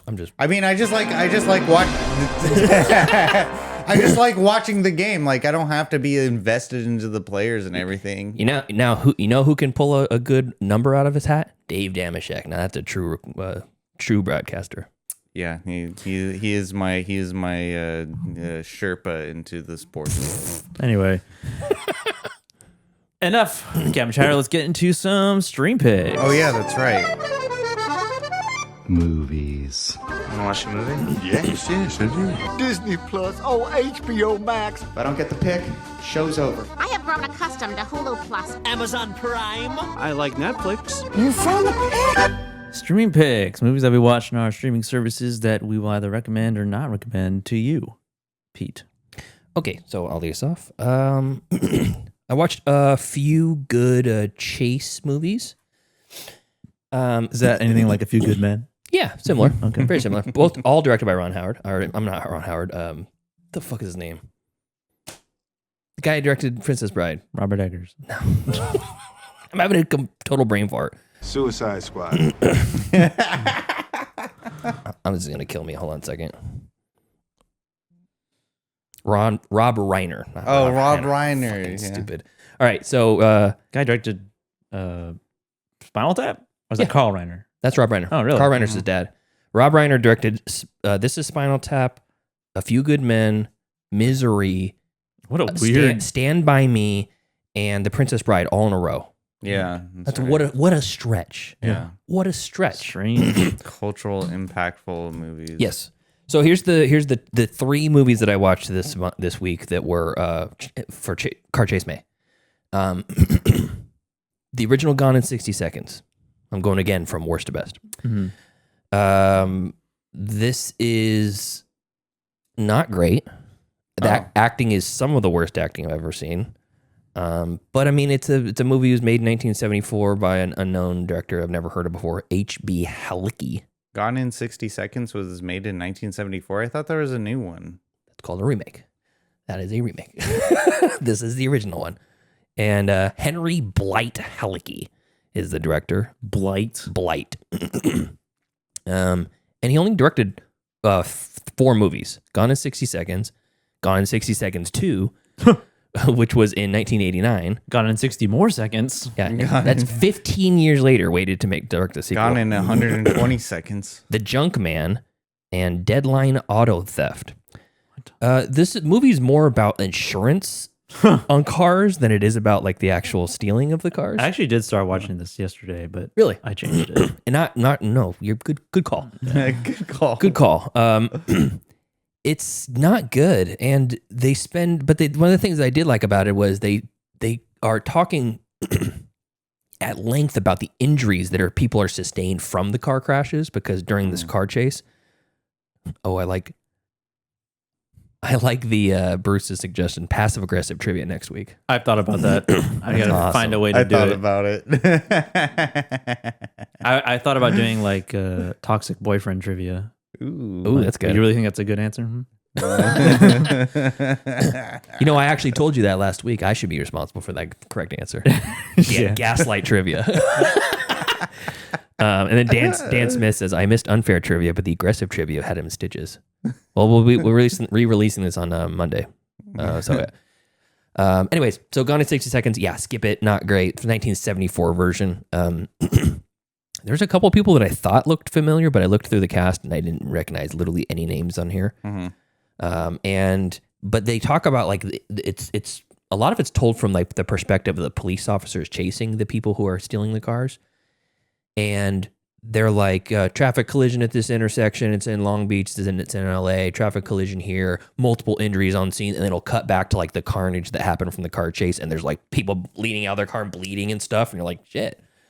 They're like, it's not like an Avengers movie where half the world's being destroyed and you never see any of the carnage until the next movie, and they're like, the Avengers destroyed New York City. We should fucking kill them out or whatever. Yeah, they talk like bros. That's how I assume most of the Avengers movies are. So yeah, Gone in 60 Seconds. I'd say it's worth a skip. It's more like the dialogue in those movies, like, he's right behind me, isn't he? It's like that. Yeah. It's streaming on Peacock if you want to dip your toe in. Also, Hoopla, Fandango at home for free, Pluto and Plex. Mm-hmm. Next one, I watched Next Funnest Movie, or good, whichever way you want to categorize it. The remake, Gone in 60 Seconds, from the year 2000. This is following an Italian Job sort of pipeline here. Yes. I've never seen the original of both of those. I loved, the Italian Job I like. Gone in 60 Seconds I love. From the year 2000, Dominic Senna. This came out when I was a freshman in high school. Fucking loved it. Thought it was great. Right when I first started getting into cars. Mm-hmm. And it's got Angelina Jolie playing what I consider a spiritual successor to her character in Hackers, because she's got the bleach blonde hair and the fake twisty dreads. She's definitely trying to be edgy and super cool, but kind of comes off as lame and way try-hardy, which is kind of par for the course for Angelina Jolie, in my opinion. Yeah. Giovanni Ribisi, Robert Duvall, our old pal, the great one, Delroy Lindo. He's in this. Timothy Oliphant, Chi McBride, Christopher Eccleston, who played one of the doctors. Yes. Will Patton, William Lee Scott, Scott Kahn, James Duvall, T.J. Cross, Vinnie Jones, Bulletooth Tony, and all kinds of other people you recognize. Bullets. Yeah. Star-studded cast. Star-studded cast. And this one is a lot more fun, and it's definitely more Hollywood, so it's less like a good movie as it is an entertaining movie. Sure. Super, super fun. And the concept is Giovanni Ribisi is stealing cars for a bad guy played by Christopher Eccleston. And he says he gets popped and he loses some of the cars or something. And he's indebted to him. He's going to kill him unless he can basically finish the laundry list of cars that Christopher Eccleston's character is going to export to rich socialites in Europe. And they're going to take all these exotic cars and just modern new cars, put them on a shipping container and send them overseas and sell them. He can't do that because he gets popped. Giovanni Ribisi gets popped. His character is Kip. And Nicolas Cage plays his brother, which one of the greatest names of all time in cinema history, Memphis Reigns. So fucking... Sounds like a stripper name. Yeah, lame. Lame in the best way. And their goal is to steal 50 cars. He has a list of 50 cars. And they name all the cars after women. And the elusive one he can never get. Every time he tries to steal Eleanor, it's a 67 or 68 fastback Mustang GT500 edition. And something always goes wrong. So him and Eleanor have a history. It's not this one car. It's just this one model of car. Yeah. Oh, I see. Yeah. So the model is the name. So it's almost like you're saying, oh, a 61 Cadillac Eldorado. That's, Carol. So anytime you see a 61 Cadillac Eldorado, you can say, oh, look, there's Carol. There could be 100 Carols on the road, but, so that's the concept. Mm-hmm.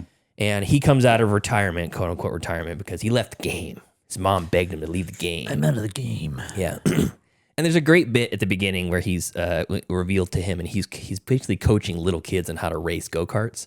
Mm-hmm. But they're like 4 years old. They're like so small, and it's adorable. The fun about this movie is all the different exotic cars, all the really cool cars.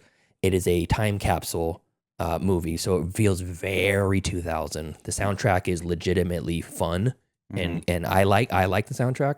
It's a lot of throwbacks, and they're like, you're just having a good time. This is almost like put on some Creed, pound some Coors Banquet beers in the garage, go in, enjoy yourself some Gone in 60 Seconds with Nicolas Cage.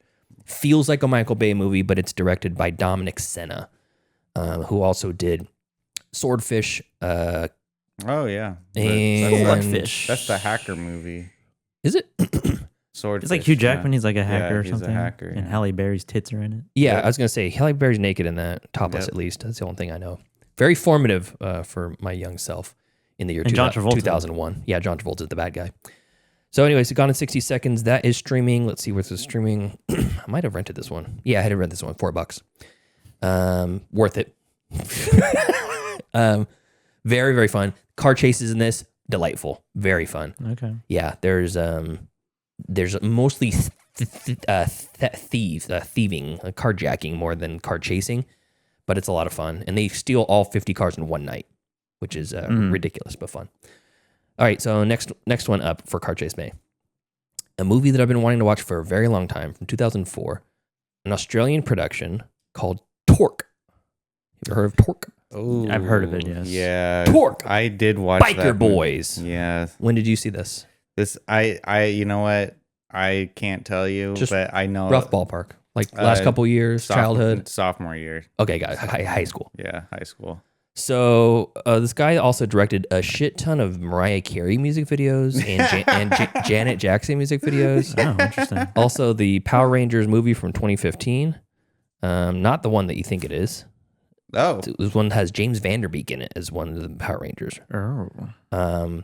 He also directed a movie called Detention from 2011 about some kids that are zombie invasion while they're all in detention. Josh Hutcherson's in it too, and Dane Cook. Oh, So, sign me up. yeah. And surprise, Dane Cook's also in Torque. Oh, really? You are going to be surprised at the cast of this movie. So listen to this. Here's the cast from Torque from 2004. And I'll tell you, it's about a motorcycle riders instead of it's like Fast and Furious, but with motorcycles. Yeah. Oh, okay. Biker Carrie Ford is framed by an old rival and biker gang leader for the murder of another gang member who happens to be the brother of Trey, the leader of the most feared biker gang in the country. Ford is now on the run trying to clear his name for the murder, with Trey and his gang looking for his blood. This is starring Martin Henderson, a person you wouldn't know, but also Ice Cube, Monet Mazur, another Australian you wouldn't recognize, Jamie Presley, Matt Scholes, Jay Hernandez, Christina Milian, Faison Love, Adam Scott, Dane Cook. Oh. There's a couple other people in here I can think of. I guess no more that I recognize. It feels like every time I turn around, I see somebody I recognize in this. And this is it's like the FP crossed with Romeo plus Juliet from Baz Luhrmann, crossed with Dragon Ball Evolution, crossed with Speed Racer. It is like a comic book cartoon come to life. At one point, he finds this motorcycle that has a jet engine on it, and he rides it. Jet engine. He drives it through what is supposed to be downtown LA. It's clearly shot in Australia, and they keep referencing how they're going to go back to Inglewood. Like Ice Cube and his gang of gotta get back to Inglewood. Yeah, his gang of biker boys. They're all from Inglewood. And we're in Irvine right now. Yeah, exactly. If you look outside, it's like a fucking kangaroo jumping by. But he gets on this jet powered motorcycle, and they're driving at 160 miles per hour through downtown Los Angeles. The scene lasts about 8 minutes. They would have gone hundreds of miles in the amount of time that scene took place through downtown LA. Jesus. They're passing cars going 160 miles an hour. I do. And he's being chased by a guy on a chopper style motorcycle with big ape hangers on it. Okay. That supposedly also can go 160 miles an hour. Ghost Rider. Even though they just found this mythical jet powered bike that is required to go that fast. What? Required. While they're doing that, they're punching each other and kicking each other and jumping off of a street sign falls, and they jump off of it and bounce off of the building and jump down on top of them, and they're punching each other. Sounds like an anime. It is. It's like an anime. It's like Kung Fury or something. So the end of this movie is like that. The first 2/3 of the movie is like a lighter shade of that. They really leaned into the absurdity of it at the very end. And I think this movie is fucking fantastic. This is one of the funniest fucking Sounds things. like a fun movie. It's super fun. And at one point, the female lead, who's the romantic interest of the main guy, he's a Kurt Russell coded in this movie. Oh, okay. And she says something to him, and he's walking away from her, and he says, "Well, yeah, baby, I live my life quarter mile at a time." What? And I'm like, isn't that a Fast and Furious line? And then she goes, "That is the dumbest fucking line I've ever heard in my life." And this movie came out 3 years after Fast and Furious. So they're 100% poking fun of that genre. Interesting. I don't see a Torque, two Torquius. I know. It literally just came and went. And I'm like, this is a gem of a movie. I have to tell you. It's really, really fun. And if you take it seriously, you're not going to have a good time. But you should watch it anyways. This would never happen. Yeah, and this is also a $4 rental, and it's worth more. So it's worth more. I would pay $4.50 for this. At least $5. Okay, so those are my car chase movies. I watched a movie that just hit Peacock. I think it's Peacock. Let me see, make sure. No, it's on Max. I'm sorry, HBO Max. HBO Max. Newly renamed HBO Max. Yeah. From starring Nicole Kidman and this other fucking guy, Harris Dickinson, who is not charismatic in any way. And Harry Dick. And Harry Dick. Harry's Dickinson. And he's supposed to be this charming, charismatic, dom to the submissive Nicole Kidman, who's this power CEO. This movie's called Babygirl, came out last year. Okay. Directed by Helena Rain, who did Bodies, which I loved. And this movie stinks. Oh, no. It's so... I thought you were going from worst to best. car chase movies. Now this is normal movies. Yeah. Different category. Yeah, we're on the next category. Different category. A high-powered CEO puts her career and family on the line when she begins a torrid affair with her much younger intern. This is like learning BDSM on the go. Sounds like Secretary. Secretary? With James Spader and Maggie Gyllenhaal. Oh, yeah, I've heard about that. I haven't seen it. Yeah. Where she's a secretary and they get into a relationship like that. But except for she's the CEO in this case. Yeah.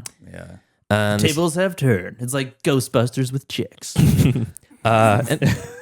And she's clearly broken, which is the only kind of saving grace to this is that like all this, like the back and forth banter between her and him, none of it is sexy. None of it is like, oh, I believe it. I could see why she falls for that guy. He's like a fucking dope.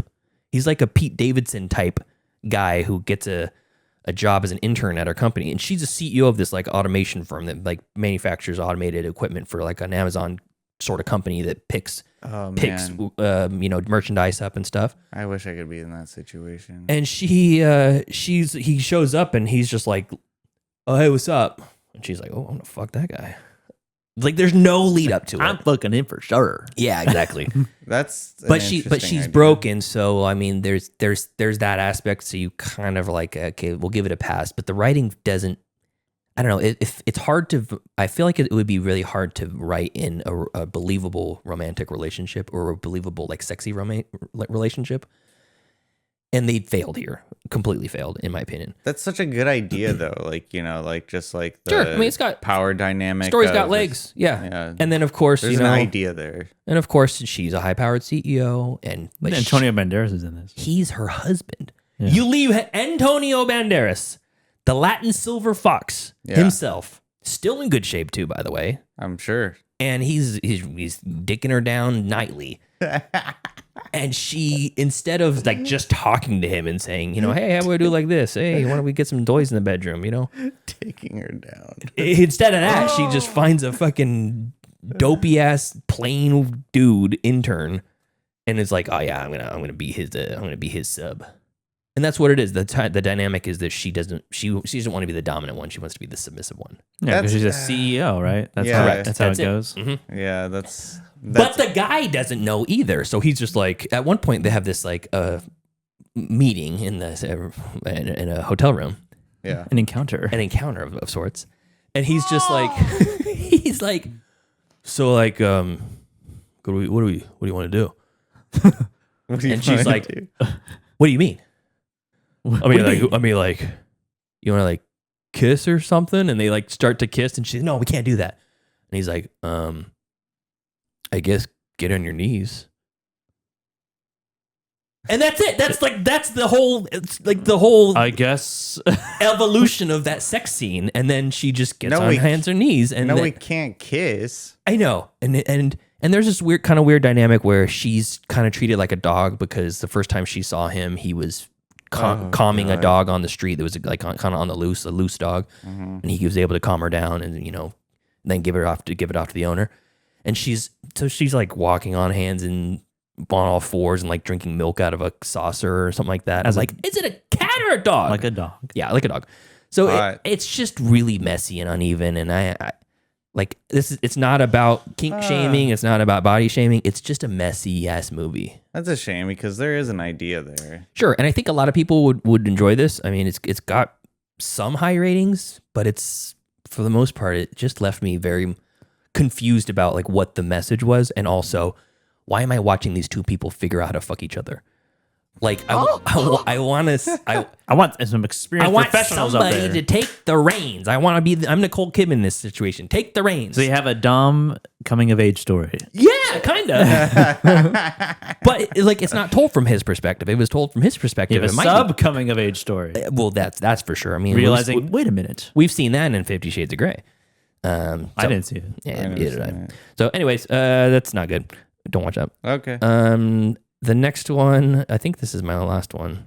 Thank God. I rewatched Hush. I bought it on 4K, and it's really good. I forgot to mention that. Hush. Yeah, you should watch Hush. It's a Mike Flanagan.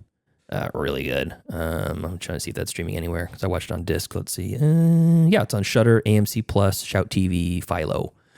But the Yeah, but the one that I want to talk about is an interesting zombie movie I never heard before. Brianna was watching it. I jumped on board. It's not amazing. It's pretty low budget, but for a low budget movie, it did a good job. It's called It Stains the Sands Red from 2016. And or else it gets the hose again. In the throes of a zombie apocalypse, a troubled woman from Las Vegas with a dark past finds herself stranded in the desert with a lone and ravenous zombie on her tail. So her and her boyfriend are driving a car through the middle of the desert towards Las Vegas to go do something. And the car breaks down. And when they get out of the car, a zombie eats her boyfriend. And he's kind of a douchebag, tool bag. And she's a stripper. She's in stripper heels and a leather like tube top. Yeah, so she's not ready for and she's like, desert. oh no. And then she basically runs off into the desert. And the zombie just chases her over the course of like 5 days through the desert. God. And then they... Can't even imagine the smell. And then they get to know each other. Like the zombie and the stripper? This bit again. That's right. Oh, it's like Warm Wait, Bodies. he's little cognizant? Like, I'll let you decide. So it goes kind of up and down into a few different ways, and I didn't always love the way it went, but it's interesting because like the zombie movies, you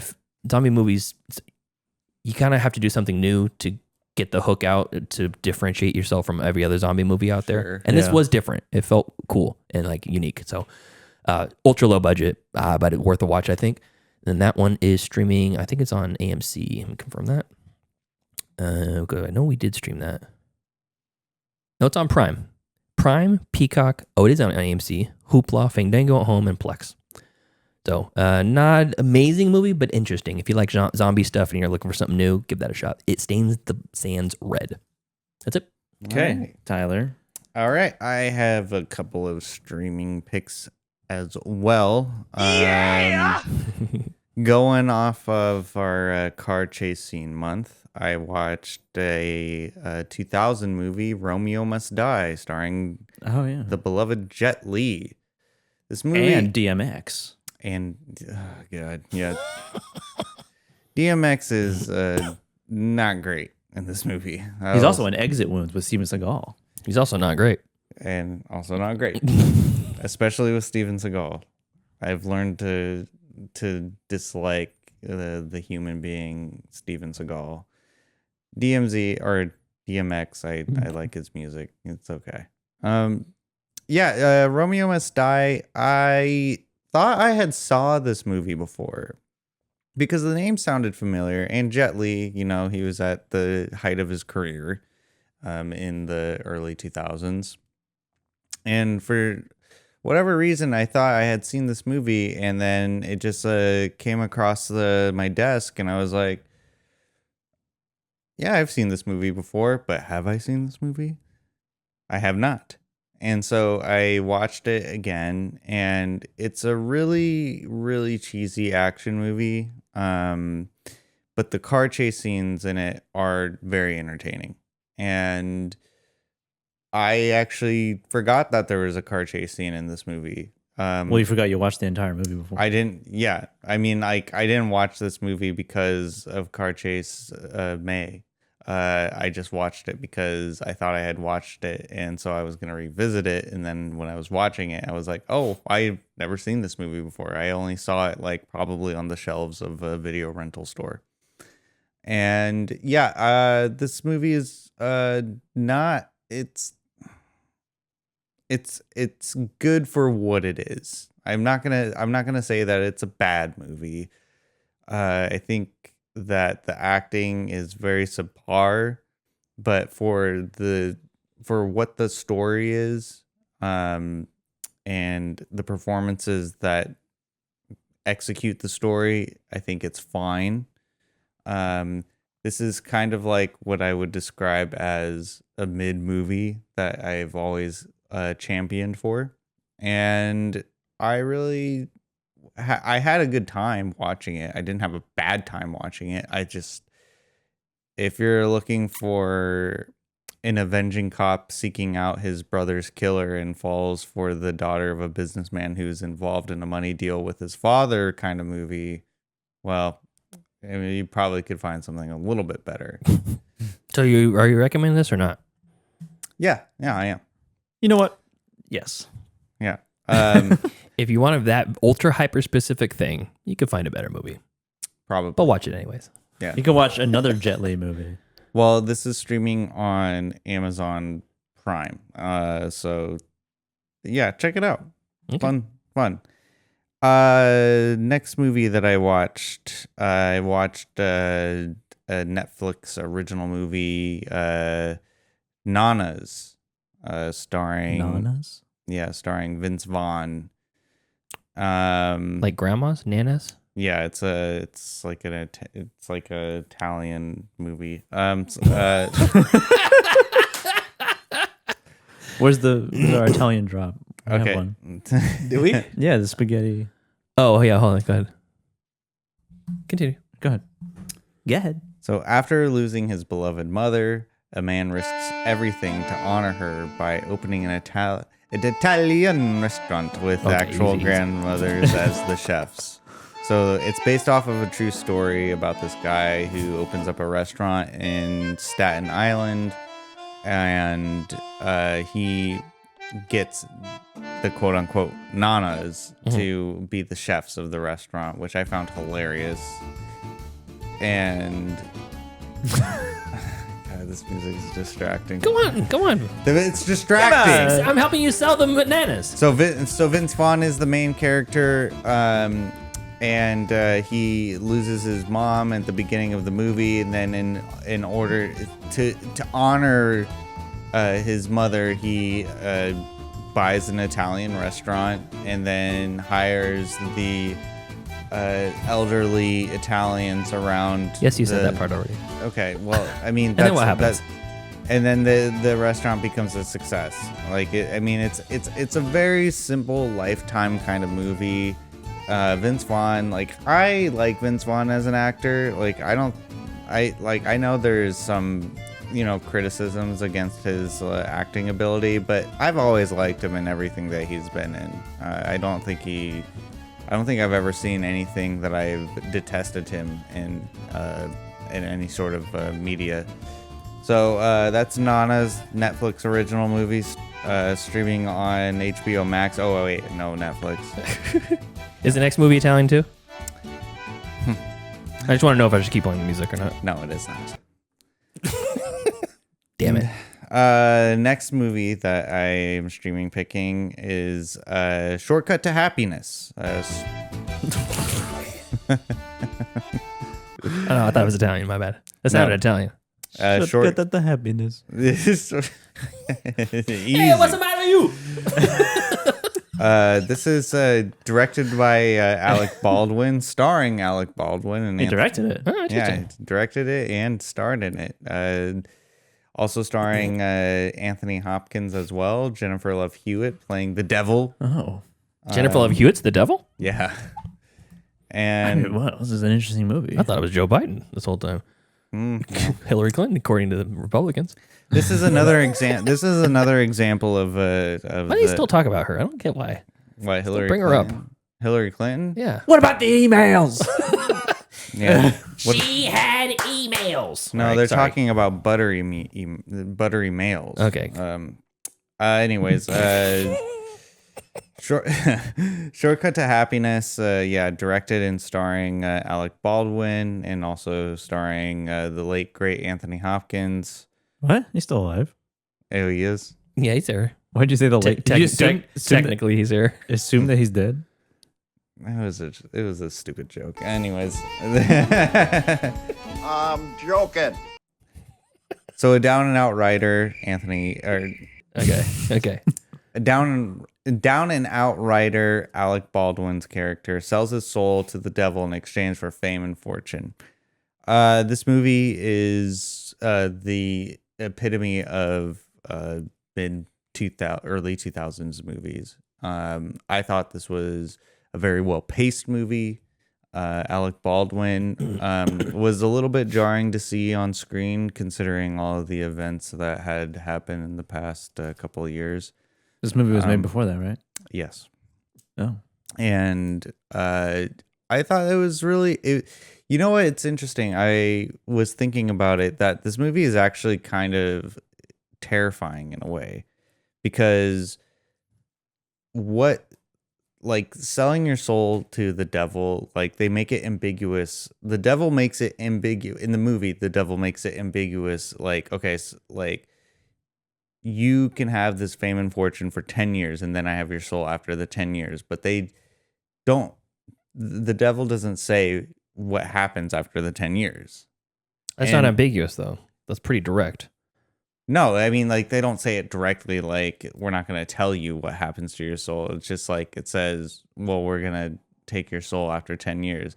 And there's a point where Alec Baldwin's character says, well, what happens after the 10 years is up? And doesn't say, the devil doesn't say a word. And so throughout the whole movie, I'm thinking in the back of my head, it's like, okay, so, like, what the hell is going to happen to him? Like, what happens, like, if you sell your soul to the devil? I'm beginning to think this devil guy is not somebody to be trusted. Well, I mean, because it got me, like he's surreptitiously tricking you. Well, it got me thinking though. It's like, okay, well, like if I sold my soul to the devil, like it would have to be something like, you know, like it's like the pros and cons sort of thing. It's what like, would you sell your soul to the devil for? Well, Nice fish I mean, sandwich. I would kill somebody for $100,000. I was not. It's like 50,000. No, I think. it was 46,000. No, it was $750,000. That was your first offer. I talked you down to about 46,000. Oh yeah, you did. The Yeah. minimum you would take, was pretty low. $3,500. So I don't think your soul is would be that much of a.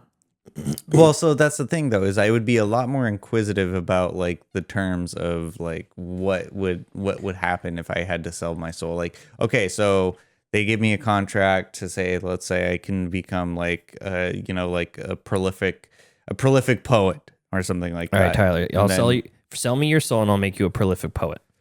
Okay, well, what happens? Thank you for saying me, Mr. Devil. What happens when I give you my soul though? He just said I own your soul. I can do whatever I want with it. What does that mean though? What does that entail? Like, how does that affect? Hey, it's not for you to know. That's for me to find out. It's his now. You can do whatever you want. Yeah. Well, see, that's the point though. It's like take it or leave it. Yeah. Do you want to be a prolific poet or not? Yeah. Do you want to be a prolific poet, or do you not want to be? Then I leave it then, because like I don't know what that means. Is that like an internal damnation sort of thing? Like I don't. You know won't what know. that means. Well, exactly. I'll just go talk to Shel Silverstein and see how that worked out well for him. Living the entire life, his entire life in the Playboy Mansion, getting his dick sucked every time he wants. Silverstein, prolific poet. Did you write children's books? Famous cocksmith. Yeah. Where the Sidewalk Ends, Light in the Attic, things like that. Yeah, very, very much of our Great, childhood. loved him. Have his books. Looks like a monster. I don't think he looks like a monster. He looks like a sexual demon. Nah, he looks like a guy who's very happy, getting blown every 10 minutes. Oh, that's a Jew. And then I have one of the more famous ones. And then I have one anti-streaming pick. This is streaming. You watched 4 movies? Wait, hold on. Wait. What did you say? Would you recommend this Devil movie? Yeah. Did you say? Shortcut to Happiness. Yeah, definitely. Where's it streaming? Definitely. That's streaming. It sounds on like Amazon Prime. It sounds like Bedazzled, but I was thinking that's the more famous Sell Your Soul to the Devil movie with Brendan Fraser. Yeah, it's really the most gorgeous Elizabeth Hurley. Yeah, Jennifer Love Hewitt I plays. could buy myself a Big Mac. Jennifer Love Hewitt plays a very terrifying devil in this movie. Yeah, high recommend. She's got a strong presence. I forgot Dan Aykroyd is in this movie as well. What does he play? He just plays a side character, but he gets Me, killed Dan off. Aykroyd. Yeah, remember? Mm-hmm. Yeah, yeah. Very, very. This came out 4 years after Bedazzled. For myself, it's a very thought-provoking movie. I don't know. Maybe it's because of the position I have. So you were wondering what it means to sell your soul to the devil, right? And what do they do with it? Yeah, and is it worth whatever you're buying? Yeah. He has sex with the devil in this. Yes, he does. I'm watching the trailer right now. Yeah, that's how you. 5.4 on IMDb. Yeah, that's how you seal the That's how you seal contract. the deal. Man or woman. Yeah, that's yeah. And then my anti-streaming pick is The Wood, directed by Tyler Perry. The Wood? Yes. Okay. Holy shit! This movie, it did make me laugh. 1999. I'm not gonna lie. This movie did make me laugh, but it's also very terrible as well. Like, and it edges on the line of being so bad it's good, but it what? It edges on. I would like. It edges on the line of being so bad it's good, but it mostly is kind of leaning towards it's just bad. Tyler, do me a favor. Yes. Can you flip your phone face down? Huh? Can you flip your phone face down? Huh? I'll give you $5 if you can name me one actor in this movie. Oh, I can't. Do it. Continue. So, anyways, name one actor in this movie. I know there's one I can name. I can't. Fuck. The movie you just watched that you said you enjoyed. Tyler Perry's The Wood. But it is an anti-streaming pick. Yes. 7.0 on IMDb. What? It is a 7.0. Would not recommend.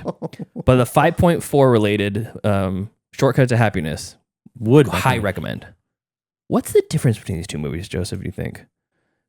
The cast is full of a very certain type of person. Don't do it. Don't do that. Don't Interesting. Name one person in the cast of The Wood. I can't. Oh my God. You sure about that? No, I can't. It used to be a joke. Now I'm not so sure. I don't. Now I'm no. I know. I hate can, that game. I can't. It's okay. Continue. I'm just. It's a movie directed by Tyler Perry. Just thinking. Yeah. Just thinking. Think about that. Continue. Yeah. I mean, like there's some funny. Like I said, it edges on being so bad it's good, but it's like really right down the middle. So I don't know. I mean, it's okay. I mean, but you're not recommending it. I'm not recommending it. Yeah, specifically that it's an anti-stream pick. Yeah, I'm not recommending First anti-stream pick from Tyler in a long time. Yep. Tyler Perry is not in this movie. Oh, he's probably in it. Yeah, he probably. I think I did recognize him at one point. I was gonna say probably you watched it. Yeah. But yeah, that's all I have. Ultra hell. Oh, I watched the South Park movie, the post-COVID South Park movie on Paramount Plus. Pretty good. Okay. And that's it. All right. I have watched one movie. All right. I thought I had watched another one. I actually, you know what? I did technically have a movie on yesterday while I was making the trivia, but that trivia took me like 3 hours to make, by the way. Did it really? Yes, it did. Gathering clips, editing them down, making sure that they weren't the right, like, super obvious. Other than the ones that were super obvious. And I had put on the Italian Job remake. And okay. I couldn't tell you what it's about. Can I say one thing before you get into this? Okay. I'm sorry. About what? I just have to say this. Are we still about the wood? Yes. Okay. I have to say this. Tyler Perry has nothing to do with this movie. Wait, he doesn't? What? I thought Tyler Perry has nothing to. This is concerning. Wait, where? At this point. Well, what makes it's directed by. Go ahead. What makes you think Tyler Perry directed this? I thought I saw his name. I thought I saw his name in the credits. Is there somebody named Tyler or Perry? I'm gonna look. There's no way. I thought it was. Is the cast predominantly black? Yes, they are. Yes, they are. So you assumed it was Tyler Perry? No, I didn't. I thought it was. I thought it's full of I thought I saw his name. I swear to God, I thought I saw his name. It's not. He's not a part of that project. So he's not the director. It's Rick Famuyiwa. He's not listed as an actor in it. So I'm going to look under as a production credit because Tyler Perry's been known to produce a lot of movies. So let's see. How long is it? I mean, I assume he's been in the business for a while, but this is 1999. 99, yeah. God, I thought he was. Oh man, that's embarrassing. No association whatsoever. Whatsoever. The first movie Tyler's ever stream picked on the show that had a black centric cast. Called it a Tyler Perry movie. Oh no. With no association to him, and it's an anti-streaming pick. Highest rated movie of the week, by the way, on your of your streaming picks. What? Oh, God damn it! I should have. I made a commitment to be nicer to Tyler. How? But I have to. I have to speak the truth. No, I should have. I swear to God, I swear to God, I saw his name in there when I was watching. I thought I saw his name in there. All right. Well, I mean, that's. How embarrassing. And if I'm wrong, I'll eat my words. But that's not like, how about you were seeing it right now? It's just concerning. Like maybe he wrote it or something. Maybe His first writing credit was 2002, so he wasn't even doing anything in '99. He wasn't even born yet. Wow, I mean that is okay. Yeah. Well. All right. Well, Sorry, back to Joseph. Okay, I watched one movie. Technically, I didn't even log Italian Job on Letterboxd because I didn't technically watch it. I was making this trivia. Okay. The one movie that I did watch streaming on HBO Max now is a sequel to The Silence of the Lambs, Hannibal. Oh, okay. Oh, nice. Which I only learned was directed by Ridley Scott after I watched it. Oh, cool. Because it does not feel like a Ridley Scott movie. It's one with Gary Oldman in it, right? Whatsoever, yes. Gary Oldman as a deformed, burn victim, wheelchaired, motherfucker, wheelchair-bound. Wheelchair-bound. Wait, is this person. the one with Edward Norton in it? That's Red Dragon. Oh, Red Dragon. Okay, that's what I thought. This is the direct sequel, I guess, to Silence of the Lambs, which is Silence of the Lambs. Great movie. This movie, not so great. But Really? I had a fun time watching it. Seems to be a theme here. Torek. Yeah.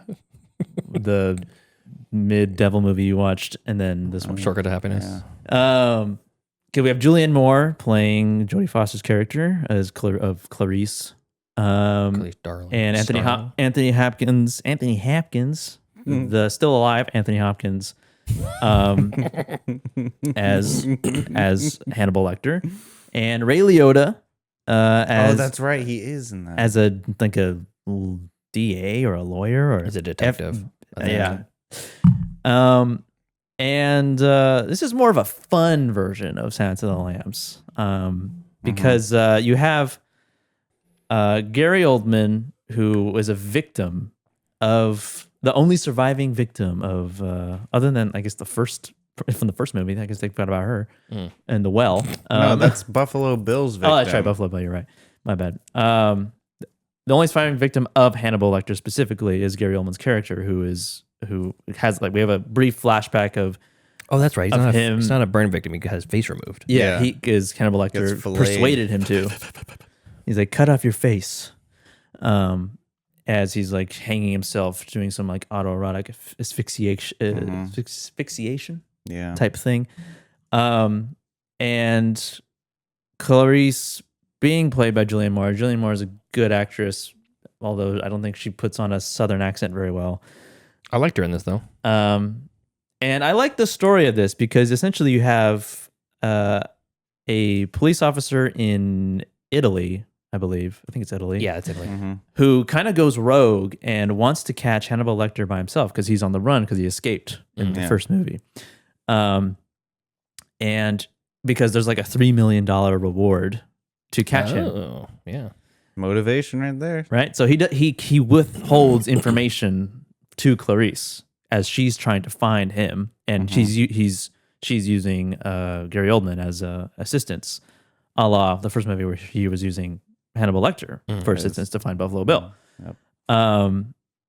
And things like turn out Hannibal Lecter's too smart for a lot of like everybody. Even though he's this old man, he's very physically able to fend off people and just surprise them with chloroform and he's like almost like a superhero.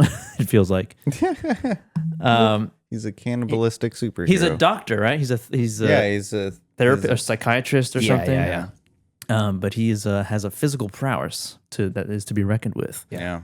And the Gary Oldman's character is out for vengeance. Essentially, he's become obsessed with Hannibal Lecter, and he has hired some goons to train some pigs to eat a human. Essentially, why is he so mad? He did it himself. I know. I know. Come on. I forgot about the pigs aspect of it. Oh my god! And he has a live-in caretaker. Yeah. Who's a doctor, is like private physician, who is like also his waiter and butler and everything, handles everything for him because he can't move. I had a fun time watching it. It's not really a good movie, but it's Hannibal worldwide. He's beyond the American borders. And it's a entertaining movie. Hannibal worldwide. And you get the scene with Ray Liotta eating his own brains. That was disturbing. Which I first saw via Scary Movie 2. Yeah. And I always assumed that, like, I know that Scary Movies was a parody of everything, like every popular horror movie, but I had not seen this movie when I first watched that. So I thought it was just made up for that. Yeah. But seeing it, I'm like, oh, that was in a movie? Yeah. Damn. It's pretty insane. Yeah. But yeah, I had a good time streaming on HBO Max. And I will recommend not a movie. I know this isn't TV class, but I've been watching a show also on HBO Max called How To with John Wilson.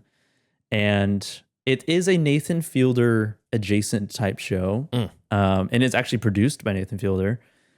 And it is about this filmmaker in New York who talks about different topics. Every episode starts with how to do something. And he is the way he films and edits each episode, he's really good at pairing visuals with what he's talking about, like in a very unique way. So there was one episode where it's like how to clean your ears. And every episode starts with that premise and then it goes off on a tangent. Okay. And in one episode, he ends up walking onto the CEO of Bang's house, like Bang Energy, the energy drink. Yeah. He just walks up to it and says he's with HBO, and it's like he walks in the middle of a baby shower, and I can't even tell you like how he got there because it's bonkers. But one episode specifically is about how to improve memory or how to remember better, and it starts off with him talking to an award-winning like memory champion. Like there's competitions to remember things. Yeah, right? Those guys are insane. And crazy. She's talking about strategies on how like some people like remember things, and then she explains this one strategy about like assigning like memories to like a room in your head. Like I've heard the that. bed represents something, and then the desk next to it represents something else, and it was really convoluted and really strange. So he tries to use that method to go grocery shopping without a list. He goes to the grocery store. And he's looking for some like obscure candy or something. Okay. So that's with a Z. And he ends up talking to a guy who he thought worked at the store, but he ended up actually being someone who developed the software for inventory of the grocery store. Okay. And then he talks to him, goes to his office, and then that guy goes on a tangent of the Mandela effect. And so John Wilson's like, "What's that?" And so he talks about the origin of the Mandela effect, and then he says, "Actually, I'm going to a conference, the Mandela Effect conference, where I'm speaking, and it's like a tiny room with 20 people." So he goes to the Mandela Effect conference, is filming everything, and the people who are there, they're like flat Earth adjacent type people, right? Okay. Except they're a little bit more understandable than those people, like Mandela Effect, because like there's some legitimacy, I think, to Mandela Effect. They start talking about like it's an alternate timeline, right? Yeah, that documentary is nuts. But there was one person, like in Nathan Fielder, how he meets like really weird people, like in the rehearsal, the guy who's banned from every dating app. Yes. He also encounters really strange people. Okay. And one of them is like a Q&A section of this Mandela Effect conference, and her question to the panel, whoever they are, is like, so like how does the internet work? How is the information stored? Is it like crystals or something? And they're like, well, most of the time it's like data,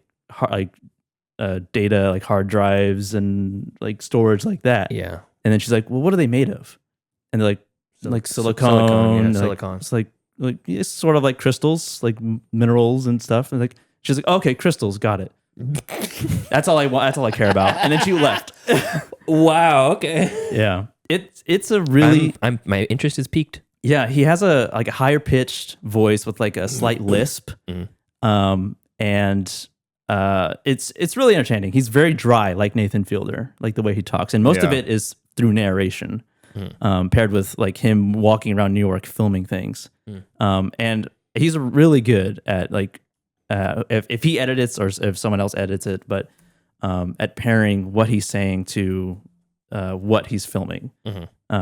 But yeah, that's a good recommend. It's an easy, fun watch. 30-minute episodes on HBO Max. I feel like that would pair also well with Joe Pera. Yes, also that. Yeah. Okay. Interesting. All right, I'm gonna watch that. Thank you.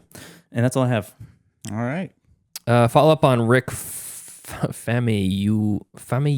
Okay. Famuyiwa. That's it. All right. He directed 6 episodes of The Mandalorian. Oh, okay. Ahsoka, and he's got a bunch of upcoming stuff. Black Hole, Untitled, Rick Famuyiwa Project, The Wood TV series. Oh, they're making a TV series of it. Uptown Saturday Night, Son of Shaolin, and Past Midnight. He's got all this stuff in post-production. So he's still working today. Yeah. Also not Tyler Perry. So anyways. I don't know why I thought of it. I know why. I think you do know why. I think we all know. Anything else, guys? No, I don't have anything. That's it. All right. So, Super episode. Yeah.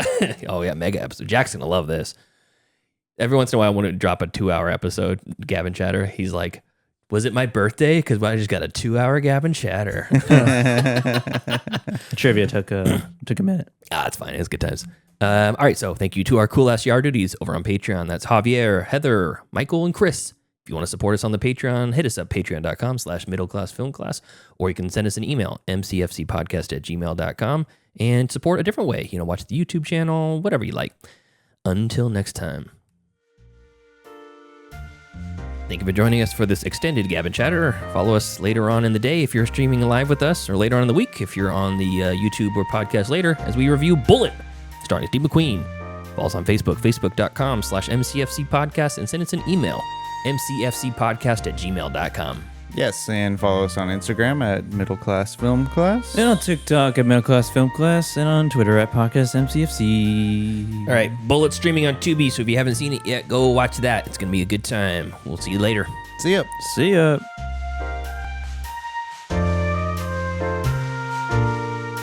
This is concerning. Class dismissed. I gotta get out of here. The bell doesn't dismiss you. I dismiss you. You're free to go. See you next week. See you later. See you later. That's a wrap. Great show.